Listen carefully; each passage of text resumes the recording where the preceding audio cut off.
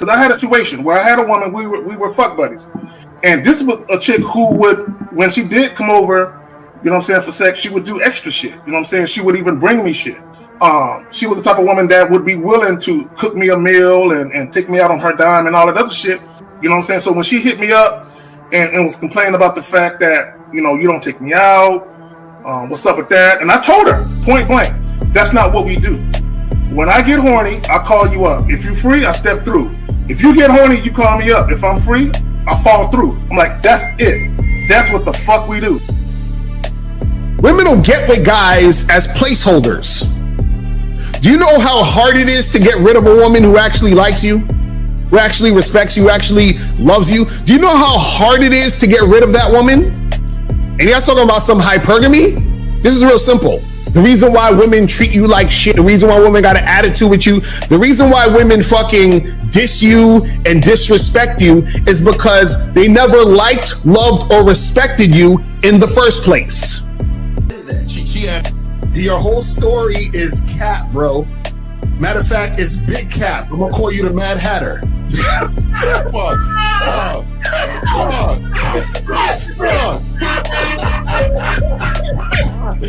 Fuck! I don't know why it would happen to me to lie. You guys didn't even know me. Why would I lie to you? Let's just say you did. You act like you've never had sex a day in your life, bro. What it is you're lying to yourself.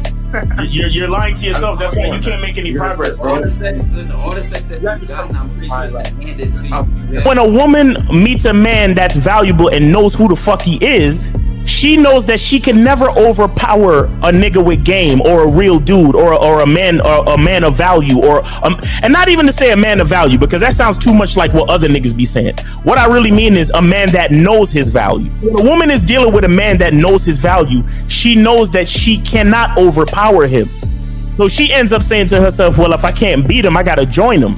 But when a woman is in a room full of dudes that know they value, she knows that she has to submit. And if she don't submit, she got to get the fuck up out of the room. No matter what level she brings it to, how loud she get, disrespectful or talks fast, you have to keep your cool. You have to keep it on your energy level. So if you want her to be submissive, you want her to be calmed down, you want her to bring it down a notch, you won't yell louder than her. Talk to her like this. Yo, I don't do that. I don't know if you talk to people like that, but that's not how you're gonna talk to me. That's not what I do. And if you want to continue to do that, I will show you exactly where the door is. I will escort you out, tell you have a nice trip, and send your ass right to the gulag. You'll be gone. I don't tolerate that from people in my life. For all you surface dwellers out there and shit, how does it feel following all these motherfuckers on the other side of the streets talking about don't do shit? Well, if you ain't gonna do shit, then why don't you do man shit? Don't run away from fear. Don't dwell in the past. Don't give away your power. Don't feel sorry for yourselves. Don't make the same mistakes over and over again. Don't worry about what people think about you. Why don't you do some man don'ts if you're gonna do a don't anyway? Grass eating lion. It's sad to see so many men suffer from bitch assness. And the women know there's such at an advantage with weak men. They try to shut me up. This is the part of being a man, is standing on your squares, understanding that nobody's going to move me. I move mountains. Nobody's going to move me off my square. They need to respect your word. There needs to be a shift in behavior when you get home. They need to understand what the deal is when you're around them. There's no such thing as compromise with men. Compromise. You should be fucking at the all truck day. stop. All day. That's fucking, these conversations are obviously too in depth. They're too in depth with these bitches, man. What are we talking about? You're a truck driver. Bitch, I come in every state and I fuck hoes. That's what I do. And you're going to be one of them, or I'm going to find one that will. And the thing is, if she got an issue with you not having a place to stay, that means she ain't really feeling you. Respect to Scary Perry for the $5 super chat. He says, "Salute to the Real Game No Theory panel, best show on Sunday." I don't know what leaving pussy on the table means, because pussy's not valuable enough to be left on the table in the first place, in my opinion. Exactly. I'll have Christmas lights back there, and I'm fucking bitches under the light. The following program is rated MAN. It contains assertive men who are kings of their castles, men who don't make excuses or blame women for everything that's going wrong in their lives, men who don't make the game about women, instead they make the game about the man. So, if you're into theory or use soft, weak-ass words like hypergamy, red pill, no fap, be on your purpose, high value man, or money, clothes, and status, buddy, you're in the wrong place, and you need to go 2 doors down where the male cuddle parties and circle jerks are going on. This is a man's space. Since the fall of the PUA community back in 2007, most PUAs ran underground because they had nothing to offer.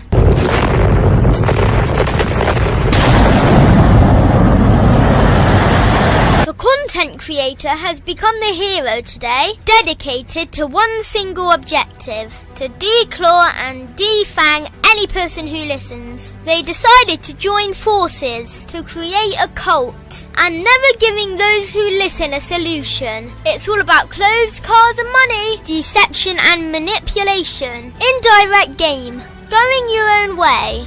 They talk pills and plates. They complain. They blame. Fake it till you make it.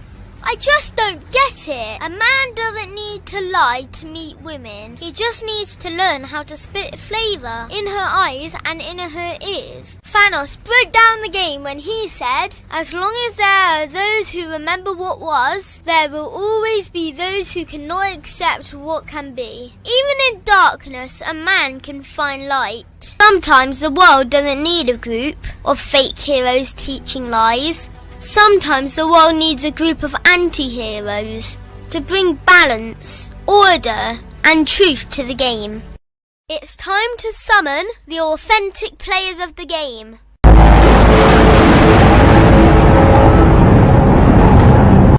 It's time to summon the authentic players of the game. The authentic players of the game. Let it be no confusion. This here is a movement. Leveling up, real talk, ain't no illusion. Helping all the men see the light, that's right. Only bringing the truth, you can't deny, that's the vibe. We gon' bring you the insight, bring you the game plan. Show them we real men, we ain't never breaking. You know what I'm talking about, I know that you hear me. Yeah, this is real game, no theory. Let's go, real game, no theory. Here to make it happen, teach men how to be men. Now it's time to put in action. Taekwondo and K-Zagging, we got Miles in the building. Mr. 1950 and Steve the Dean Williams, Mr. Lucario and the anti-villains. We gotta keep it real, this ain't about hurt feelings. Speak the truth, gotta say it loud so you hear me. Real game, no theory. They don't want you to be who you destined to be. Real men are necessary, not accepting defeat. Talking the man mindset, and this is the time now. We will never fold, never fall off or bow down. Time to make it happen. We ain't even stressing. So many don't take accountability for their actions. I gotta say it louder if you don't really hear me. Speaking the truth, this is real game, no theory. Hold on a second. All right, hold on, guys. Let me see. What up? What's up, everybody? Hold on. Let me get Zach the link. Hold on. Yeah, what's going on? Oh, wait, hold on. Where's Miles? Miles got the let me see here. Copy. So what's going on for the three of us? Let's see. Where everybody else at? What happened? What's going on? Bro, I can't even hear you. You're on mute. I can't hear you. Hold on. Let me see here. That's weird. I can't hear you for some reason. Give it now. Yeah, I get you now. Yeah. Oh yeah. You hear me though? Like Will Smith in the empty crib. Like yeah, I know. All right, let me see. I sent Zach. That's crazy. Yeah. All right. Hold on one second. If that's the case, we're gonna switch the number around. But where's okay? So, well, we're waiting for them to come in. So let's chop it up for us three then. Or Ty, yeah. So, man, what's going on? Yeah, well, hey, Ty with the nice little Christmas tree and shit. Talk to him, Ty. Come on now. I had to show him that creative vision. You know what I'm saying? Had help from a special little elf. You know what I'm saying? If y'all pick up what I'm putting down, and this the turnout of the setup. So had to do something special. Let people know we in the Christmas vibe. No Mr. Scrooge. no Mr. Yeah. Well, next week I'll start wearing my my Christmas hat. But all right, Lakari, what you got? What's going on with you, brother? I'm chilling, man. You know, just same old out here, just spin that game, letting cats know what it is. You know what I'm saying? Shout out to everybody. Shout out to everybody on the panel. Shout out to everybody in the chat, man. You know, let's do what we got to do. Let's do what we got to do. We're going to make it happen. All right. Well, let's go. Steve D. Williams, man. Mindset guys. We ask you guys if you got a question, go ahead and ask. We got y'all covered. So let's Zag usually kicks this thing off, so we just go and kick it off. Where Miles is on the play. He said his internet's acting crazy out there, so he's on his way to come through. No doubt. All right, so let's go ahead and play the clip. There's a clip that Zag gave me, and let me go ahead and put it in here. Talk on it. Here we go. Check this out. Is because you can look yourself in the face and accept accountability. Men do that. Boys run from accountability. I'm going to say that again. Men accept accountability. Boys run from them. All right. So there you go. That's real shit. Let's talk on that, man. Let's talk on that shit. That's real shit. I mean, you know, it's basically like, see, men accept whatever comes their way, and we do what we got to do with it. We deal with it. We don't run away from issues. We're not scared of a challenge. We actually, go in a direction and make things happen the way we want it to happen. So like guys who are losers, they're always looking for an excuse as to why they can't make something happen, or why things aren't going their way, or why they can't get what they want. And so it's all a mindset and it's a mentality. So the thing is, you could have the same exact thing happening, but a winner is going to look at it different than a loser. Like I always like the story of the shoe salesman. I talked about this before. You have two shoe salesmen that go to a village, and one shoe salesman says, "Man, I'm not going to make any money over here because nobody who wears shoes."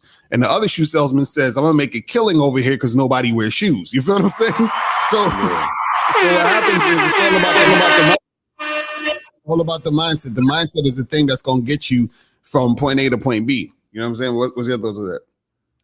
Zach, what you got, man? On your video. We just played your video. What's up? No, this what I want. What's up, Taekwondo? What's up, What's going on, man? What's up, Steve? Oh, everybody in the audience, what's up? What's good?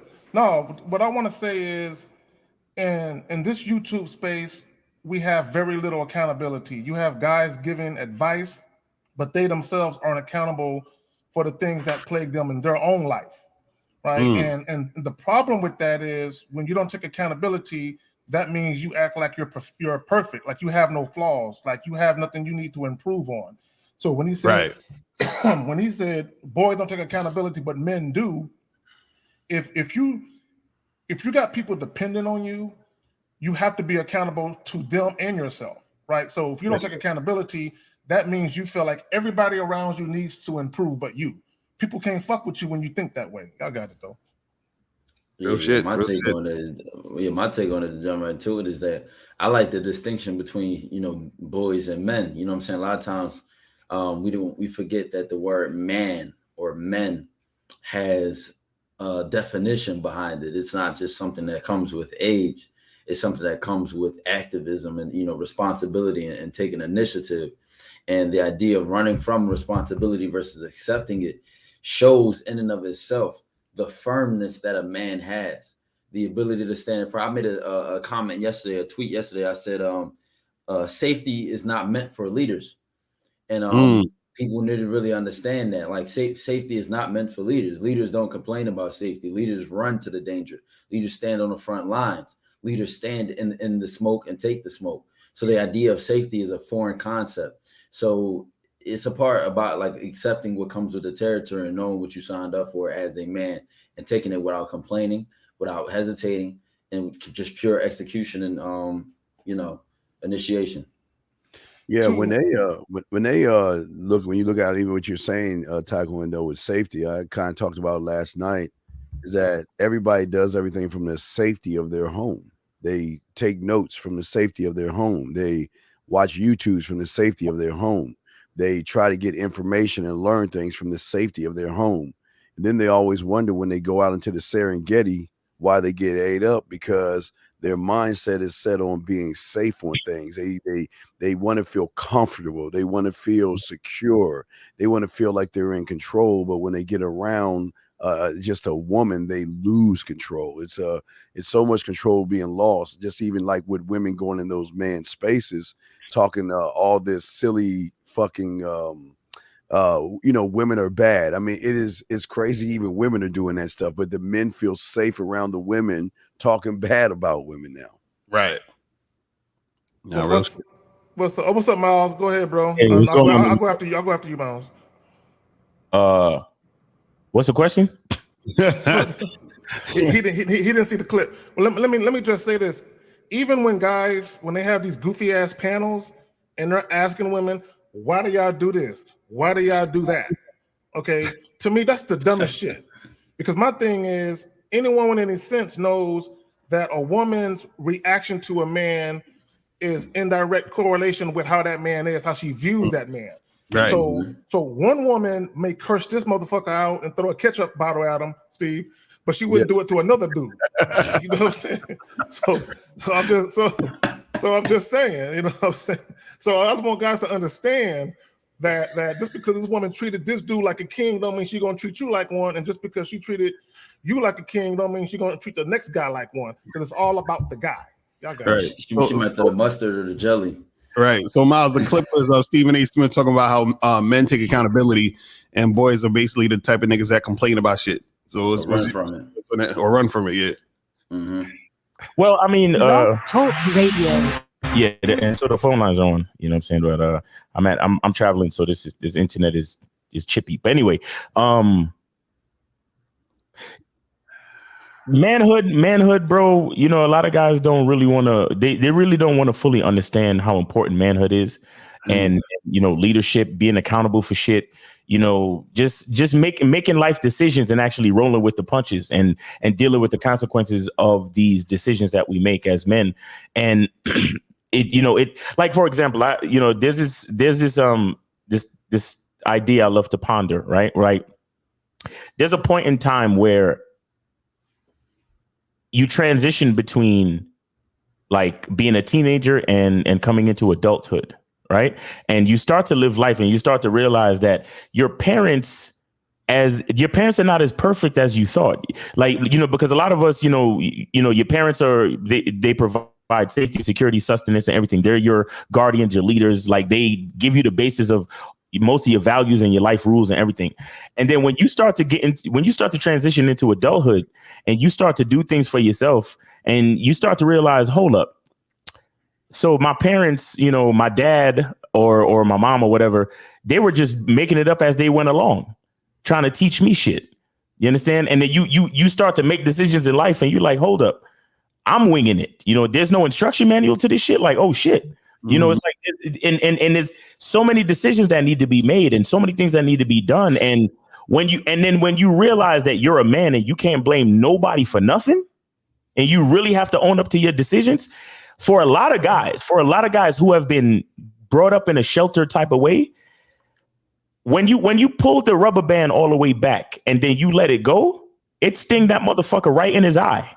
You understand? What I mean is, the way you've been, like the way you've been protected, like for a lot of dudes that grown up with single parent mothers, they've been protected.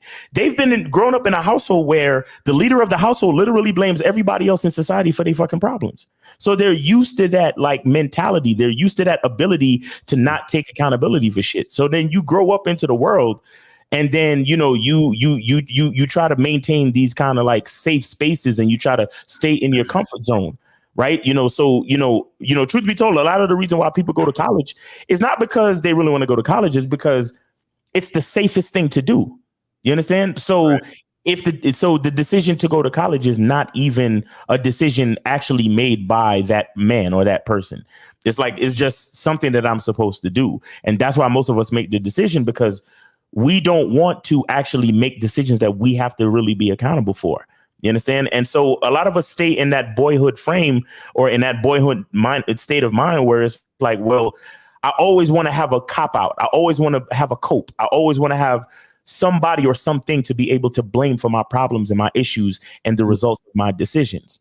You understand? And so we get that a lot with even men these days, because like I said, they grew up under women, or they came, you see, and I'm gonna say one more thing too. Social media is itself is like a single parent mother. You understand? In the way that think of the mentality of a lot of these dudes that are even in, these chat rooms, or a lot of these guys that are on Clubhouse, and the way that they think. Right. Because you think of social media, it's a place for attention whoring, and it's a place to be able to blame other people for like you look at a narrative and then you point the blame at somebody else on the narrative, and then you get this catharsis of being able to complain and vent with your comments and with your tweets and with your this and with your that. Social media is really just a fucking model of a single parent mother. You understand what I'm saying? So, and a lot of these dudes, they are being raised by social media. You know what I'm saying? Why do you think a lot of them can't find our content? They can't find our content because they don't want to put our content in the forefront. You understand? They want to put everything else. They want to put the attention whoring. They want to put the blaming. They want to put the venting. They want to put the safe spaces and the sanctuaries. They don't want anybody talking about accountability over here, and for men to be strong and to be willing to step up to the fucking responsibility of actually having a set of balls. Like, you understand? Because it's literal and it's figurative. Like we have the fucking treasure chest to start and continue society right between our legs. You understand? That is a responsibility that so many men don't realize the importance of. And so you'll find that they'll stay in that boy's mode, because a boy always has somebody to lean on and to blame his shit on. You understand? And it's easier to do that. And again, with social media and the way things are today, so many men are going to fall into that frame. But the beautiful part is that guys like us, the thing we have in common is that we know who we are. So we're able to get on something like social media and not be affected by the weakening effects of social media. We can still use social media for the actual purpose that it was meant for, which is to send a message out to more people. You understand? Instead of succumbing to the weaknesses of social media, which allow us just to complain and vent and fucking blame other people for our problems, we use social media to remind men to never blame other people for your problems and to be accountable for your shit. Right. To your point, Miles, when you said most dudes are raised by social media, you can tell. Exactly. Because all they do is regurgitate talking points. Yep. You know what I'm saying? I've never seen so many ignorant motherfuckers, because you'll have dudes, they'll repeat people's talking points, like pair bonding, for instance. I remember the very first time I heard it, I looked it up because I didn't know what the fuck it was. Right. And when I read the definition, I'm like, the definition that I read ain't what these motherfuckers is talking about. Right. So I know somebody made up their own definition to fit a particular narrative. Right. So you have all these monkey see, monkey do niggas that heard that shit, and someone mentioned confirmation bias in the chat, and that's basically where people cherry pick information that suits their narrative. Right. Okay. Even though the truth is the opposite of that, they ignore that because this one sounds like the way they think. Right. Exactly. So a lot of these cherry picking goofy niggas, when they talk about parabon, I'm like, you never even took the time to look it up for yourself. And I know you didn't, because you keep regurgitating the same definition that goofy motherfucker used. But y'all got it, man. Real shit. We got a call if y'all ready. Let's go. All right. We got 678. You're on live with the Real Game No Theory panel. Name, age, and city. How can we help you? 678. This is Osuli from Atlanta. Hey, what's up, man? Hey, how's it going, man? What's going on with you? Yeah, why you didn't do the show on Friday with Mr. Lucario? I was excited for the show. What happened? He said, "Why you wasn't on the show?" You really calling in to ask why Miles wasn't on the show with me on Friday? Come on, man. I was in the middle of traveling, bro. Based on the schedule and my traveling and everything, it just couldn't happen. So I wasn't on the show. All right. He said he was thinking about Miles for 2 days and shit. Damn. I'm sorry. Say that again. You will show this Monday? I'll be on the show this Monday, God willing. Yes, sir. No, thank you. Okay, appreciate you, man. Now, he wants you to share his location. I just made I just made the point of niggas being raised by social media. Guys, I want y'all to understand how like serious our position is. Right. There are a lot of guys. It might not be in the hundreds of thousands, but it's a lot of guys out there that are depending on seeing us when we say we're gonna be on. Right. Exactly. That was his only fucking question. Why weren't you on the show on Friday? Shout out to that brother. But we got 850 real game. You're on the Real Game No Theory panel. Name, age, and city. How can we help you? 850. All right, they got cut out. 216. You are on live with the Real Game No Theory panel. Name, age, and city. How can we help you? Hey, what's going on, guys? This My name nigga is Reggie. Taekwondo doing yoga. Tyrus_05. I'm 35. The joints be locked up in the morning. What's up, man? You 35? What's going on, man? How's it going? What's on your mind? Yeah, man, I was just listening to you guys for a minute, and huge fan of the show, by the way. Mm-hmm. I've been married for 15 years. I got married young at 20. But it's crazy because when I see social media, I see these dudes, they crying about the same shit when I was single. You know what I mean? Like, oh, I can't find a girl. Oh, they only like these kind of dudes. And I'm just like, bro, the women ain't talking to y'all because y'all sound like a bunch of punk ass bitches. Right. Like at the end of the day, man, women are attracted to guys who handle their business and don't blame anyone else for their problems. Facts. As a guy, I was raised that if there's any little thing that I can change that could have changed the outcome of the situation, then I have no one else to blame but myself. Right. You get what I mean? Yeah. And so I see so many of these dudes on social media, they constantly blaming women for their problems. But then you look at them when they hop on camera and I'm like, bro, you look like ass and you look like your room smells like ass. Like, why would a woman want to come over? You know what I mean? And it's like, then you see these dudes whining on social media. I'm like, guys, y'all know these women that y'all got a crush on? They could see y'all trashing these women on the internet, right? They watch these videos too, right? And so these dudes don't even realize that these crushes, that there's a girl out there that got a crush on them, but they saw their social media where they just shit posting on women, and then they got blocked before they even realized who that woman was. Right. That's real shit. So caller, let me ask you, what do you think has kept your marriage successful for all these 15 years? What do you think keeping y'all together and keeping everything strong? Well, the fact that we had real conversations. Like I be trying to tell my boys and tell anybody, listen, bro, you got to marry for love, not lust. Too many dudes be marrying women based on like just looks or what they homeboys think about their looks. But looks for men, yes, that's a standard that gets us attracted, but that doesn't maintain the relationship. At the end of the day, right?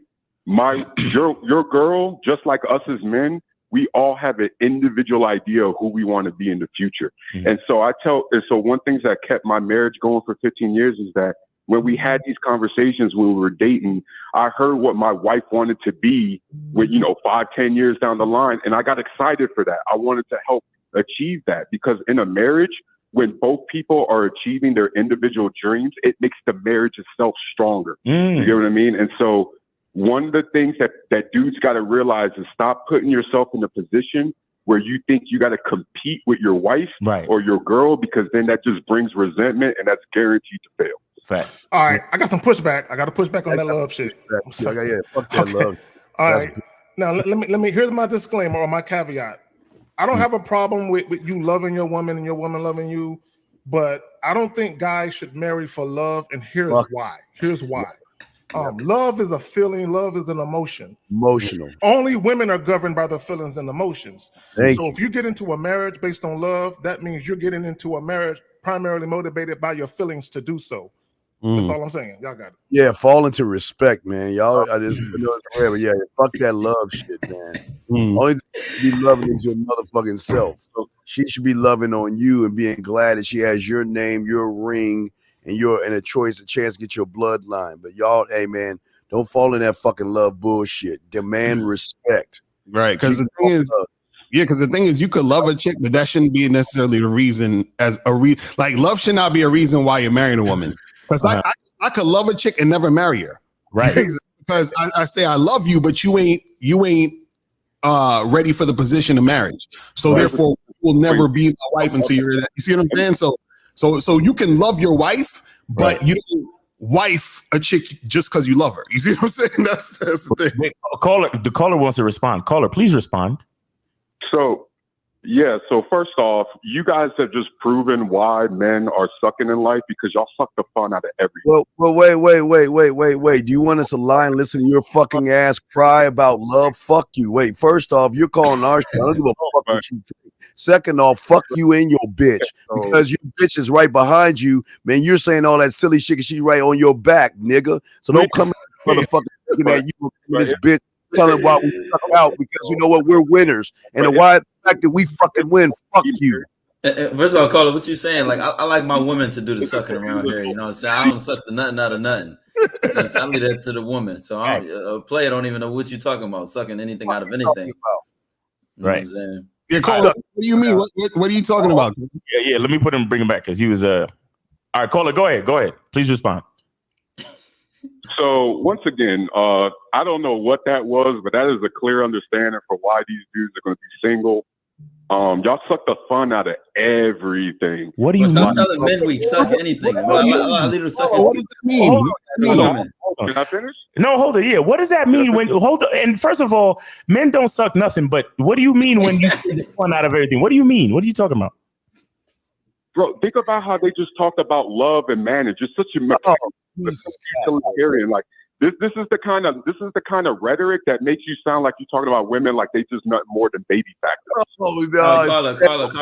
Caller. Do you know? Is a difference? Well, it's a difference from being in love with someone and to love someone. When you're trying to be in a Go ahead, Ty. There's a difference from being in love with someone and to love someone. Right. Being in love is honeymoon. That's days, flowers and petals. To love someone is active. That takes responsibility. That takes accountability. That takes consistency over a long period of some time. And I can express my love for someone in ways that aren't being in love, such as, you know what, I'm setting our family up for success. Such as, you know what, I went and took care of this today. I went and handled that. So it's not that we don't disagree with what you're saying, but the fundamental of being in love and letting that be the core of a long-term relationship is just a fickle foundation. It's not firm. Exactly. Hold on. Caller, I'm gonna bring you back in. Caller. All right. So okay. Caller, respond. We didn't hear anything you just said because you keep yammering while we're talking, so I had to cut you off. So now go ahead and respond, please. My bad. Yeah, go ahead. Go ahead. This is being brought to you by Hallmark. Go ahead. Tell us about love. I just disagree with you guys because love and being in love with a woman is a fundamental part of a long-term relationship.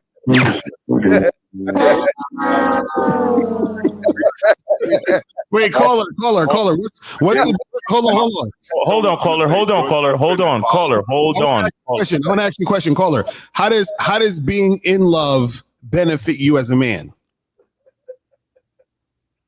Because I have someone to share my success with. Oh, how cute! No, you don't have to be. Whoa, caller, hold on.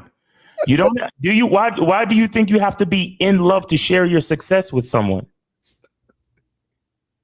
Because what's the point of doing it if you're not going to be in love? Like, do you guys think you should just get married to just some random? No. See, I don't think you understand what being in love means. See, hold on, caller. Let me explain it to you. I think it's a different thing. So loving the woman, right, is different than being in love with the woman, right? Being in love with the woman is just emotional and feelings. Do you understand what I'm saying? Loving a woman is taking action and doing things to make sure that the situation is right. And also showing her love, right, is you doing what you need to do as a man to make something happen. So a guy being in love, right, he's the type of guy that's going based off of how he feels, right? A guy who loves a woman is going based off of what's best for the situation for him and the woman. Right. You see what I'm saying? So a lot of times when guys are in love, they make mistakes because they're not thinking straight, because they're thinking with their emotion. This is why we say women can be in love, but men have to only love the woman. A man should not be in love with the woman because that's not a man's position. You cannot effectively lead by being in love. You see, that's the thing you don't get. Let me add this to the caller. Hold on 1 second, Zach. Caller, I need to ask you this question. Who is the leader in your marriage? His woman. I am. You are. Explain. Yeah. Explain. Oh, he the love litigator. She trusted me when I deployed twice to Iraq. She trusted me when I decided to move the family from Germany to the United States. She trusted me when I decided to buy this mortgage and move this family to a nice household. Like y'all guys gotta understand, like, what you guys think is leadership, that's not how it works in real life. And for the people love women longer than you, so what the fuck are you talking about, dog? What are you talking about? I'll let you talk. Well, let me say this, caller. Hold on real quick, caller. Being a leader, hold on, caller, listen real quick. Being a leader, caller. Being a leader is rooted in being practical and logical. It has nothing to do with feelings. Being a good, effective leader is a person who is logical, makes great decisions. They're consistent. Keep talking. And they're subordinate. Caller, listen. This is why this nigga. Caller, see, you're very emotional, bro. So this is how I can tell you one of them LL Cool J I need love niggas. You know what I'm saying? So just hold on for a second. As he wears the LL Cool J Kangol hat. But no, caller. What you fail to understand is no one is telling you you're wrong for how you feel. Yeah, but don't tell these men. Okay, what we're telling you is we just see it differently. We are not going to get into a relationship, much less a marriage, with a woman because our heart flutters every time we see her. Okay, that's not what we're gonna do. That's all we're saying. Yeah, he just can't accept this. Yeah, if you want to live in that hallmark dream, just don't tell other people that bullshit. If you want to live that way, do that way, because you're setting these motherfucker guys up for a downfall where they gonna come in and put their heart and get stomped all over. Then they're gonna off themselves, get mad, or do something for the cause of love. Love, if you notice, wait, hold on, I've done that's a comma, that's not a period. And afterwards, if you look on TV, all these guys hurting women over love, these guys killing women over love. Exactly. All these things are doing all these feminine feelings because of love, instead of being a man and walking the fuck away because you ain't getting respected. Different things. Right. It was such a long, happy marriage. How did you stumble into like a dating community? The reason why I'm happily married for 15 years is because I don't have you guys' mentality. If I did, I'd be. It's cool. That's cool. Why are you watching our show or calling in? Yeah, I clearly wasted my time. No, caller. I'm interested. Oh, he hung up. Oh, he hung up because his girl was coming. That's what. Let me just say this, and I want people to understand, because again, this goes back to confirmation biases, because we don't think like him. He couldn't take it. Because he called in and he does what a lot of guys do. They think they're saying thought-provoking, profound shit. Right. And then when we be like, nah, bro, that ain't the lick. Now he's all upset, you know what I'm saying? His crotchless panties, you know what I'm saying? And then caught a snag and shit. You know what I'm saying? He's all upset. You know what's funny? What's interesting is that when we said to him, we asked him about leadership, and he was talking all about his woman and his woman trusting him and all this other stuff to do this and do that. And it's like, bro, that's not what it's about. See, what it's about is that if he's an effective leader, right? His woman is already about what he's about because she's been on that since they were started fucking around. So of course that's a given that she's supposed to trust you. So what are you even talking about that part? You feel me? So he still didn't say what he specifically was doing to necessarily be a leader that benefits him and the woman in the relationship. You see what I'm saying? And see, the thing is that you see how he got all emotional. That shows that he is also emotional in his relationship. You see? Right. If you look real quick, depression, sadness, hurt and guilt, and all these things that a lot of young men are going over is because, like him, they want to be in love and they want to be emotional. It's an imbalance in your mindset to think like a fucking woman. If you're gonna love something, love your goddamn self, love your parents if they're around, and love your damn dog. That's it. But don't love anything outside of that, man. Well, let me say a couple of things. One, I can be in a relationship and just like a chick. I can just like her a lot. Right. But that won't be the reason why I'm in a relationship. I'm saying I don't need to be in love or have all these butterflies to actually be in a relationship. Let me also say this: if you listen to him talk, he acts as if he's lucky to have his woman. He acts as if she's owed something because she chose him. That's how he speaks. Exactly. And shout out to Stephen Aaron Arani Bar for the $20 super chat. He says, showing gratitude, paying tuition. Appreciate you, man. Callers, you guys could call in, 516-387-1224. If you're in a long-term relationship and you know why it's working, give us a call. Let us know what's going on, man, because we got to figure it out, Well, Miles, if anything should be loved, she should love the fact that you're around. She should love the fact that you message her. She should love the fact that you're giving her a little bit of your time. They ain't love that shit. I don't understand why do we have to, oh baby, I love you. It's crazy. And like you said, Steve, these are the type of guys that be deleting themselves, deleting their whole family, fucking going crazy because they was in love. This is what see, the crazy shit that women will do sometimes when they're dealing with men is because they're in love and because they're emotional. So and when a guy is like this, right, he's going to do the same thing, but it'll be even worse because guys, we're physically stronger and we're you know what I'm saying? So a lot of these dudes, what they don't understand is that when it comes to loving a woman, right, you can love a woman effectively the more that you love yourself. If you love yourself, that's the way that you know how to love a woman effectively, right? Exactly. And it's not about being in love with her because this is the thing. Any dude who really has game, right, understands that being in love with the woman doesn't even make sense to a man who has game. That's nonsensical. Do you see what I'm saying? Because I'm too in love with myself for me to be in love with you. That don't make no fucking sense. And dudes don't get that shit. They don't get that shit.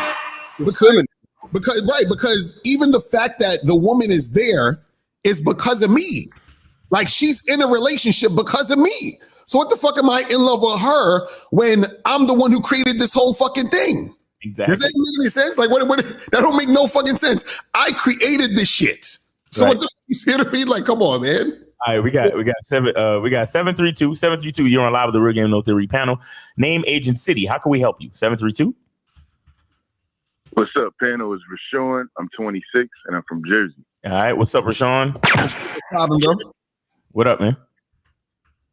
What's good? Now, I want to comment on a topic in the last caller, and it's no diss to the last caller, but if y'all notice, he said y'all sucking the fun, and he shouldn't use sucking when talking to men, but y'all taking the fun out of shit with how you guys, how y'all believe in running a relationship and being a man, right? Right. So I believe that goes hand in hand with the topic, taking accountability. So he's saying you guys are sucking the fun because your speaking points aren't going towards the direction of, oh yeah, just be in love and be happy and have a 50-50 relationship with your situation and all this other shit. Rather than doing your duty as a man and making sure everything goes as it is. Because that takes more work mentally. Right. Taking accountability as a man is looking in the mirror and understanding where you fucked up and seeing the ugly and seeing the negative and working on that. Facts. And that takes a lot of strength to do that day to day. Right. That's so, that's real. But again, real quick, it's like a woman. Yeah, but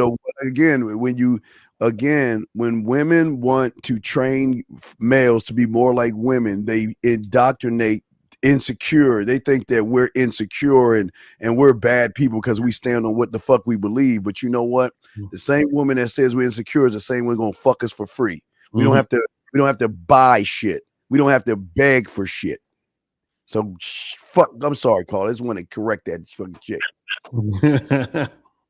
No, that's fine, Steve. And I like that y'all got on him, you and K Zagging, because he obviously was influenced by his woman. Just by the way he talked. As soon as he got on the phone, I was like, something ain't right here. You understand what I'm saying? That's why I asked him about his relationship, because he sounded so proud. Like, I've been married for 15 years. I'm like, yeah, well, tell us about that 15 years. And then as soon as he started talking, he fell apart. Like, well, as soon as he talks about that in love shit, we all was like, fuck no. all of our faces changed and shit. Like,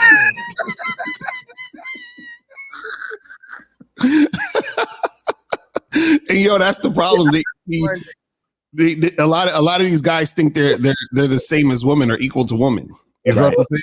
This is why if you're religious, they say God loves you. You never see anything that says God is in love with you. No, God is not in love with you. Bro, you want to know what's so fucked up? I saw a video by the Ghetto Boys. You know, they Willie D and Scarface. They have a little joint, and there was a dude on there who was talking about how marriage got fucked up. He said marriage got fucked up because people took the duty out of marriage and they made everything about their fucking feelings. Exactly. Okay? And I agree. Okay. Once people started making shit about their feelings, and I think when people talk about the divorce rate and all that other shit, I think that shit is directly attributed to everybody being in their fucking feelings and they're not being logical and practical about why they're even there. So when you talk about just love in and of itself is a fickle, fleeting feeling. It goes up and down. So if you up, you making all the decisions you think is right. When you're down, now you're illogical with your thought process. Exactly. Right. Do that. 39 Taros at 12:39 or 11:39. He needs to call up. So he says, so a panel full of dudes don't want to marry someone they're in love with. That's wow. See these dudes. Yeah. Well, think about this, guys. There's a job everyone who works, and even this guy who has a job. Does your job demand love from you or respect from you? Right. Because whether you love or hate your job, you better goddamn respect that fucking company name, or you will be fucking fired. Right. So we are the fucking company, and she is working for us, and we can dismiss her, replace her because we don't need her. That's where we win. I'm kind of confused with what he's trying to like allude to here. So because I'm in love with her, I'm supposed to marry her. Right. It's stupid. That's bro. I saw a Facebook post where this guy was dating this chick, and I guess she didn't have any place to live, so he allowed her to come live with him. Well, he paid all the bills, did all this shit for her, and he was complaining about how can a woman who had everything done for her cheat on me? And my thing is, you loved her, and you thought she loved you. Right. That's what you thought. And you thought because you did all this shit for her, you were thoughtful, compassionate, and considerate, you thought that would be a reciprocal situation where she would love you in return, but she was just taking advantage of an offer, of a very generous offer by your bitch ass to basically take care of a destitute homeless bitch. You know what I'm saying? That's on you that you took a stray in. You know what I'm saying? She don't owe you shit. I got it, man. Yo, Rashawn, I give you the last word before I let you go, bro. I definitely wanted to add this. Related to what he said as far as you should get into a marriage for love, I think doing something for the reason of feeling a way gives you the excuse to not be responsible for doing something. For example, if I'm on a diet, right, and I'm supposed to be on this diet for like 3 months, I'm like, oh, I had those greasy barbecue chicken wings because I love the barbecue chicken, so it's okay. And that's what's fucking us up. So when you take that to a higher level, as in committing to a woman and having a kid with her, you're making a whole irresponsible decision just because of your feeling, which can bite you back in the ass. Right. That's a fact. Him or anybody say, oh, you guys are boring. You don't want to do it because it has some feminine ass shit. What about all the other shit that's important that can kill you, that can destroy you, that can destroy your own life? You got niggas over here with a woman, setting them up and stealing their kids and divorcing them and making, that's all because you didn't put the logic into your actions Into when your you met that decision woman making. when you did whatever. But Right. that's all I got to say. Exactly. that. Why is So this he guy talks crazy? about, yo, you're no fun. Well, Yes. I'll tell you what's no fun. Being with somebody that you didn't properly and thoroughly see if they're a good person for you, if they're fit for you. Right. What's no fun is being in court, Right. fighting for your child. What's no fun is paying child support for the 18 years of your life. What's no fun. So we talking about sucking the fun out of anything. What's so not fun about strategy? You Exactly. pick your poison. Right. Look at the people that killed themselves, Acario. A suicide. I just saw a guy jumped off of a fucking bridge because his woman took his kids from him or some shit like that. Right. See, y'all. Oh, and what we talked about the other day, a woman breaking up with a guy, so he kills her and kills himself. So all that love shit. All that love shit. All right, Bro. we got. Oh, go ahead. We got 470. You're online by the Real Game No Theory panel. Name, age, and city. How can we help you? 470. Yo, what's going on, panel? My name's Jay, 21 from Atlanta. All right, what's going on? Going on. So I got a question about. Basically, I'm looking for some guidance in my life right now in terms of school. I just left Florida after doing 2 years in this scholarship program from the USDA. Boy, you sound sad. They gave me a full ride. Okay. So what do you have a mentor? Do you have a mentor? Do you have a mentor on this panel? I do not know. You do not know. How often do you watch this show? Nah, I watch it every Sunday, bro. You watch it every Sunday. So you basically know what I'm about to tell you then, nigga. You know, if you need guidance, you need mentorship, then you need to invest in yourself and get with one of us for sure. I mean, so your question is really simple that we could answer it right here on the show right now. All right, go ahead. Answer your question. Go ahead. All right. Well, all right. I'm gonna give a job coaching on that topic. I got another question though that I can answer real quick. Wait, before you answer the question, let me play this for you. Listen. In order for you to be successful, you've got to become a student of the game. I know what you should have said, Steve. You know what you should have played. What is a nothing doing in my court? I don't know. I know you, bro. I'll coach you, bro. No, I'm just saying you're gonna ask. I got it already ready for you. So please go ahead and ask your question. Go ahead and ask the question, bro. Go ahead. You can ask the one about school if you want to. Go ahead.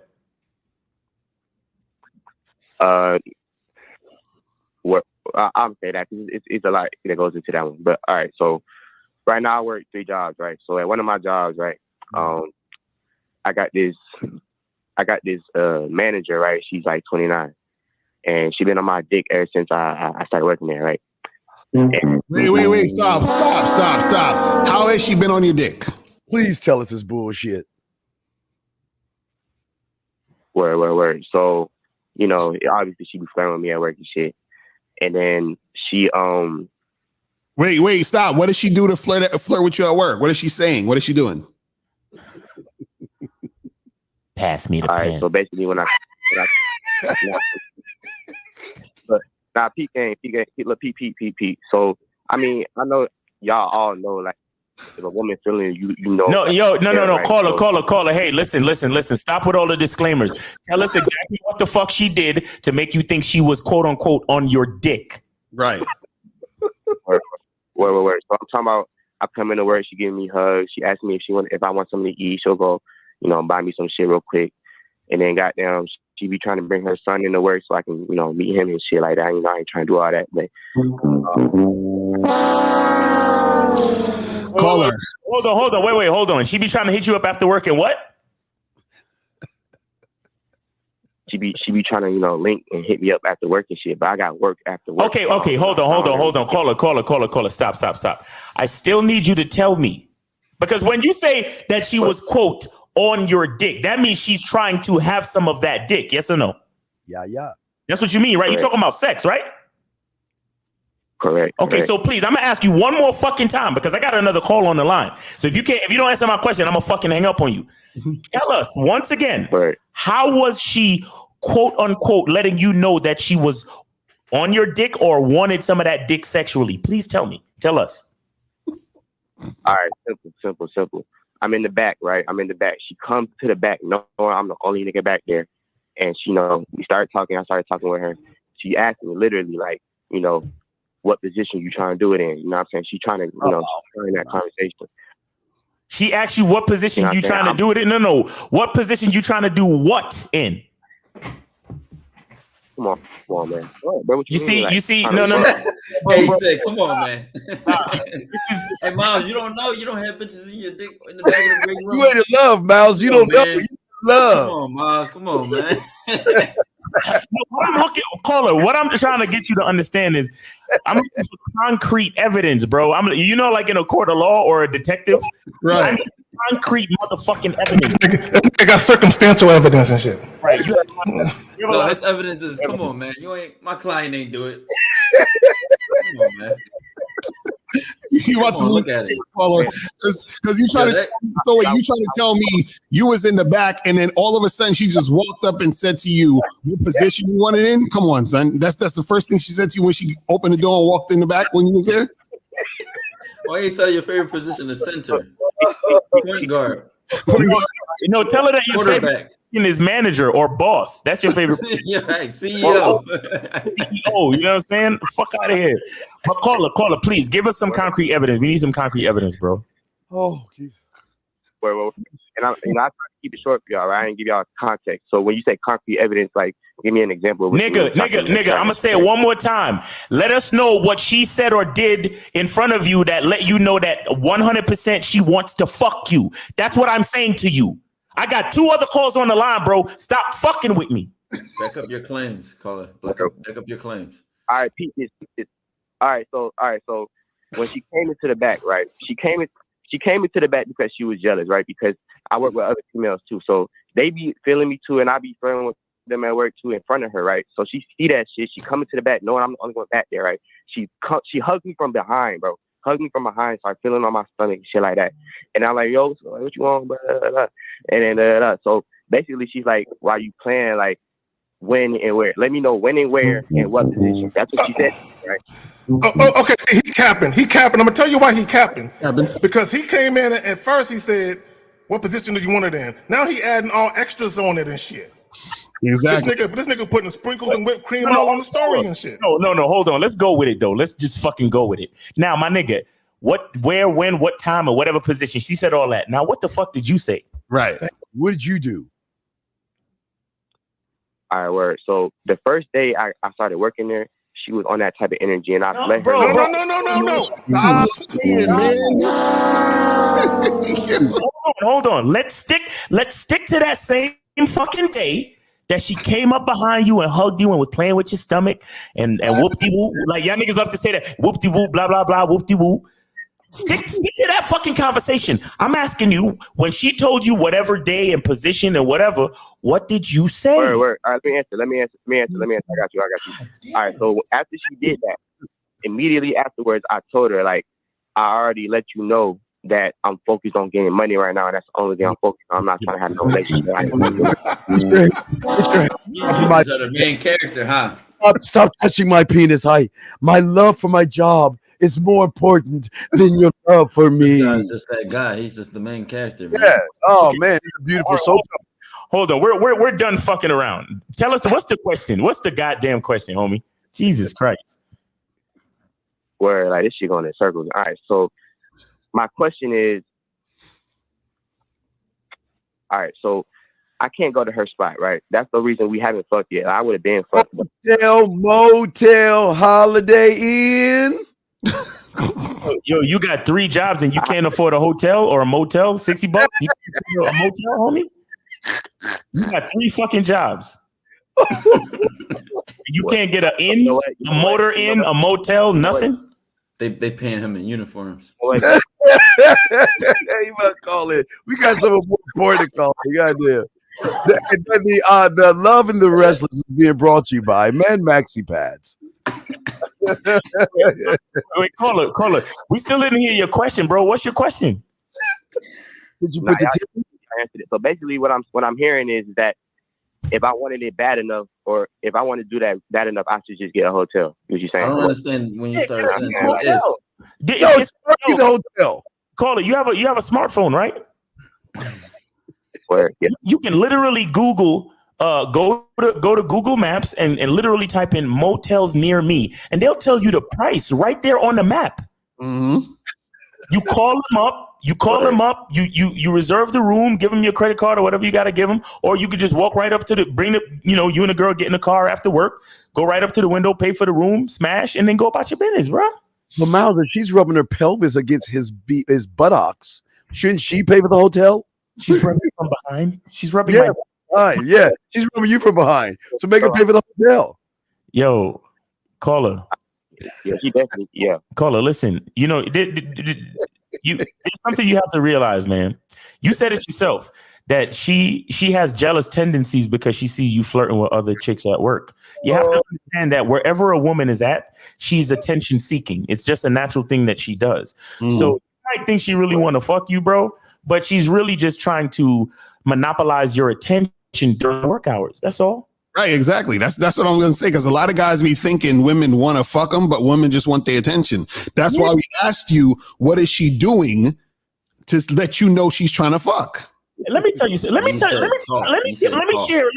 me share a personal fucking story, bro. I'm gonna share a personal. I got one too. Go ahead. And let y'all niggas know that a bitch can go so hard for attention and still not fucking. Listen, I was an implant in another company. I used to work for a printing firm, but these machines were huge and they needed maintenance. So what they would do is they would take you out of the shop and they would put the machines in the companies, the engineering companies, to print the big blueprints, and they would put you at the machine so you can fix the machine whenever it needed new paper, ink, whatever. So I was in there, met this girl, this Jamaican joint, fat ass, chocolate skin, just like how I like them. Bomba You something. Oh yeah. At lunchtime, me and her would be in the park and my hand would be up her fucking skirt, finger popping this bitch for an entire lunch break. Mm-hmm.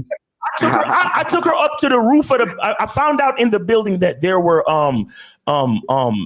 unrenovated areas of the building. So and the one day I was like, I gotta fuck this girl. I'm tired of playing games. And I was just as young as you. I was around 22, 23 years old. And I took her to the area of the building and I pulled my dick out like, yo, what's good? And she was like, oh, I'm on my period right now. And then I was like, all right, cool. Me still thinking like you, oh, well, maybe she really is on her period right now. And I let it slide. And every time I tried to set up a time for us to meet up outside of work to fuck, she had every fucking excuse in the book. Mm-hmm. So I come to realize, and when I took the dick out, she didn't try to touch it or nothing. She was just looking at it like, oh my God, you want to put that in me? No, I can't handle that, blah, blah, blah. But here's what she was doing in that particular situation. All of that, oh, that's what you're trying to put in me. I can't handle that. She was stroking my ego, but not allowing me to get what I really wanted, which is the fucking. Exactly. You know what I'm saying? So in that situation, she got everything she wanted. She got me to embarrass myself and pull my gift out for her. Mm-hmm. She was still able to stroke my ego, so I would still give her attention and still take her out to lunch breaks and finger pop her the whole time and tell her how sexy she is and feel her up.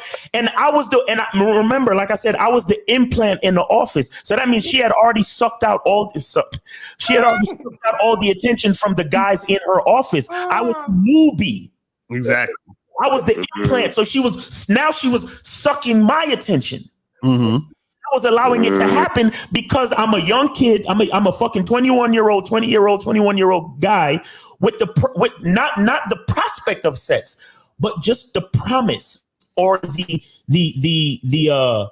illusion of the possibility of sex. Yep. Shout out to ARC. Exactly. Shout out to ARC. So what I'm trying to explain to you, caller, is that you calling us up thinking that, yo, this bitch been on my dick since I came at the job, nigga. No. No, she's not on your dick, bro. She hates her job and she is in need of male attention during work hours. And she is using your young ass for that because she know your mind is on sex. Let me say two things. Hold on real quick. Let me say two things. I had a chick that I used to work with years and years ago. She came to me one day and she said, if I get us a hotel, would you meet me there? Just like that. I mean, we had conversations before that. So this chick went and paid for a hotel so I can fuck her after work. Now she had a man. So she was trying to get it in before he got home at a hotel. So basically, we was in a hotel for about an hour. So she paid $80, $90 for a hotel just to fuck for an hour, right? That's one.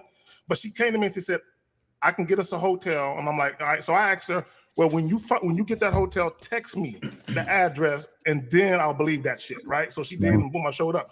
So let me also say this, caller. If you think about these women that are on X-Hamster, Pornhub, and all these other joints where they do solo videos of them playing with themselves, in addition to getting money, another reason why they do that, because they love that men get off to them. Exactly. That's what women do to you. Because they know they're getting you off. That's what the chick did to Miles. She probably got off knowing that he wanted to fuck, and she loved that shit. Right. Caller, this is why I always have, since I've had my own place, I always had the motto, if I'm not coming, you're not coming over. This is why. I just want to, always got to make sure you let them know. If you know, before you step in these gates and these doors, if I'm not coming, you're not coming over. Right. So caller, you have to understand that we've been through the things that you're dealing with, bro. That's why we're asking you to give us concrete evidence that she truly wants to fuck. Because let me tell you something, you don't really ever know if a woman want to fuck you until your dick is consensually inside of her. Do you understand? Right. Exactly. Because chicks will use all types of ways and get your attention, bro. They love it. They love when you pay attention to them. They love when they think that you're attracted to them, that you want to have sex with them.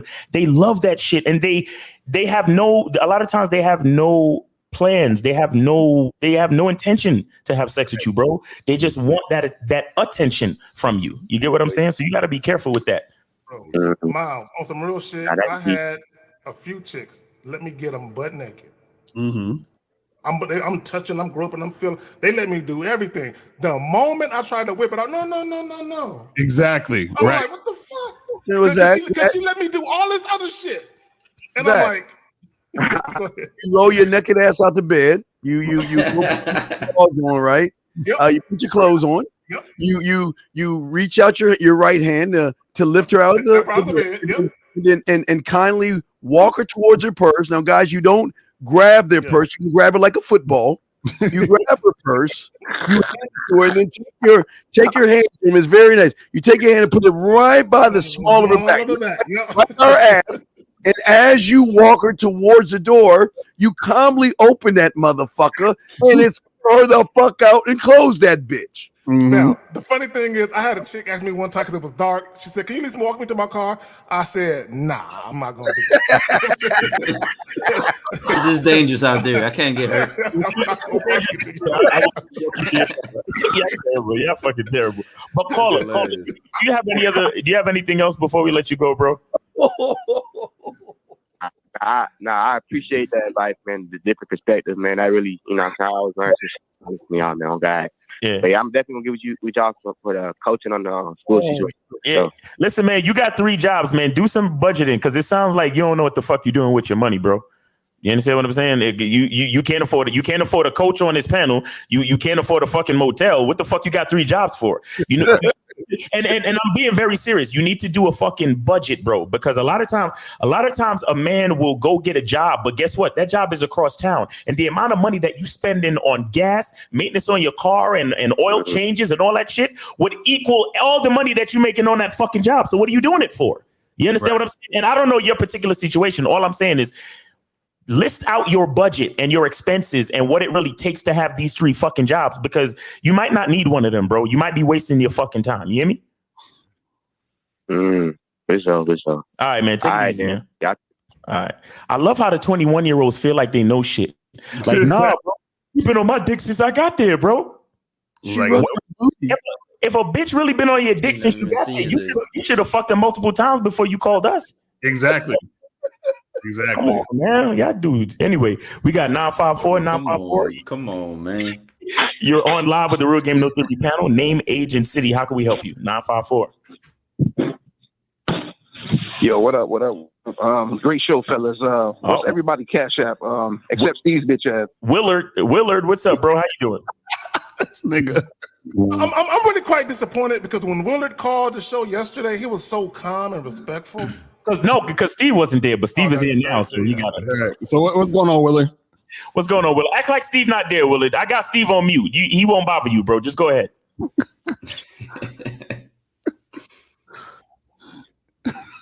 All right, K Zaggin. You said that if a guy, well, you and Miles pretty much implied if a guy goes overseas, that's kind of weak, right? No. It depends on the reason, sir. It depends on the reason why you're going overseas.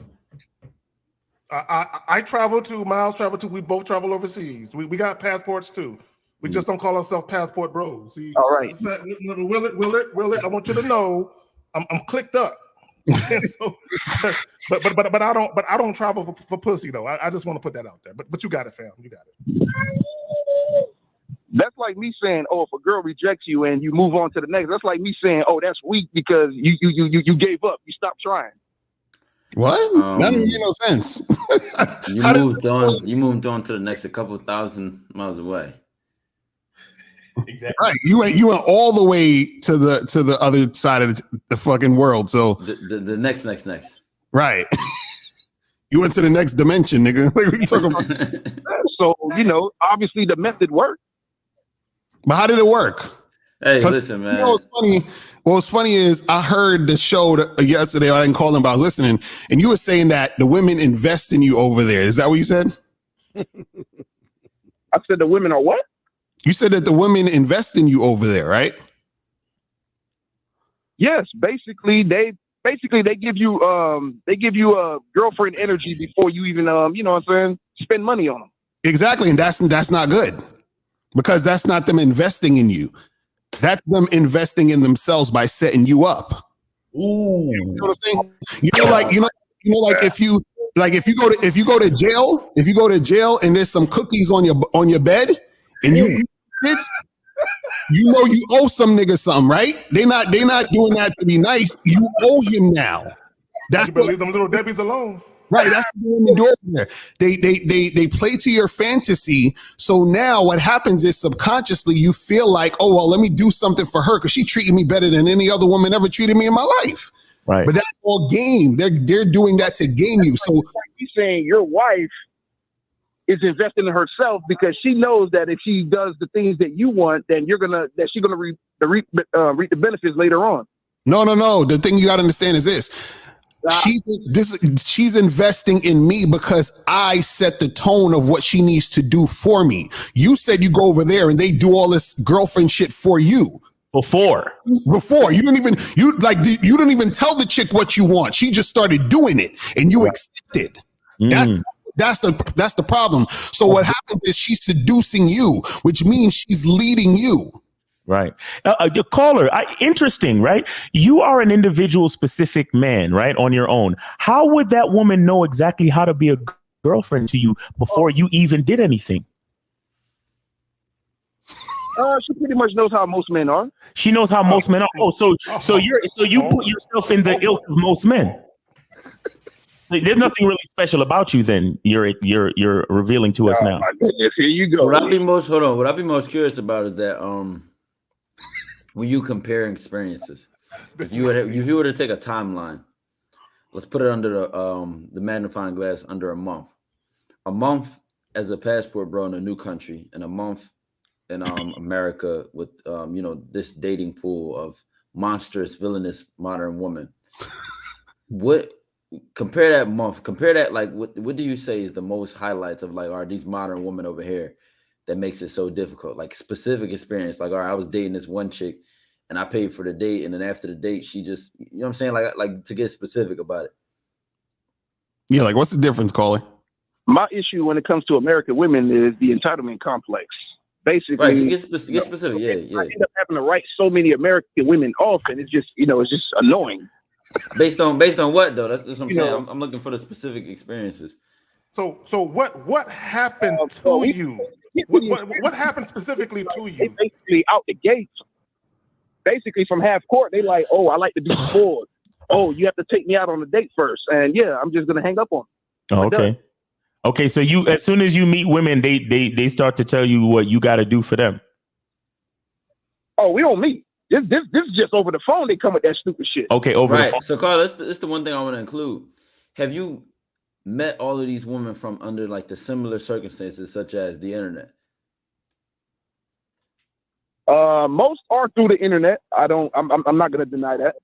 Right. So this is what I was saying. This is the point I was gonna make, is that a lot of you guys get women from the same circumstance and then look at that and be like, you know what, this is American woman.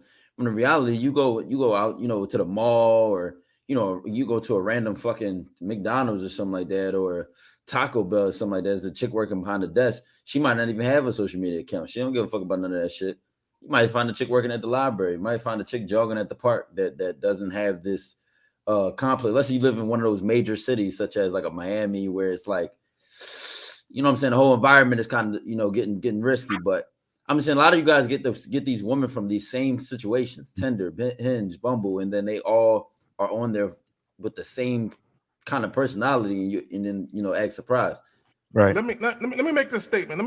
You're right. Caller, have you heard? Hold on, Willard, real quick, and I'll pass it back to you. Have you heard of love bombing?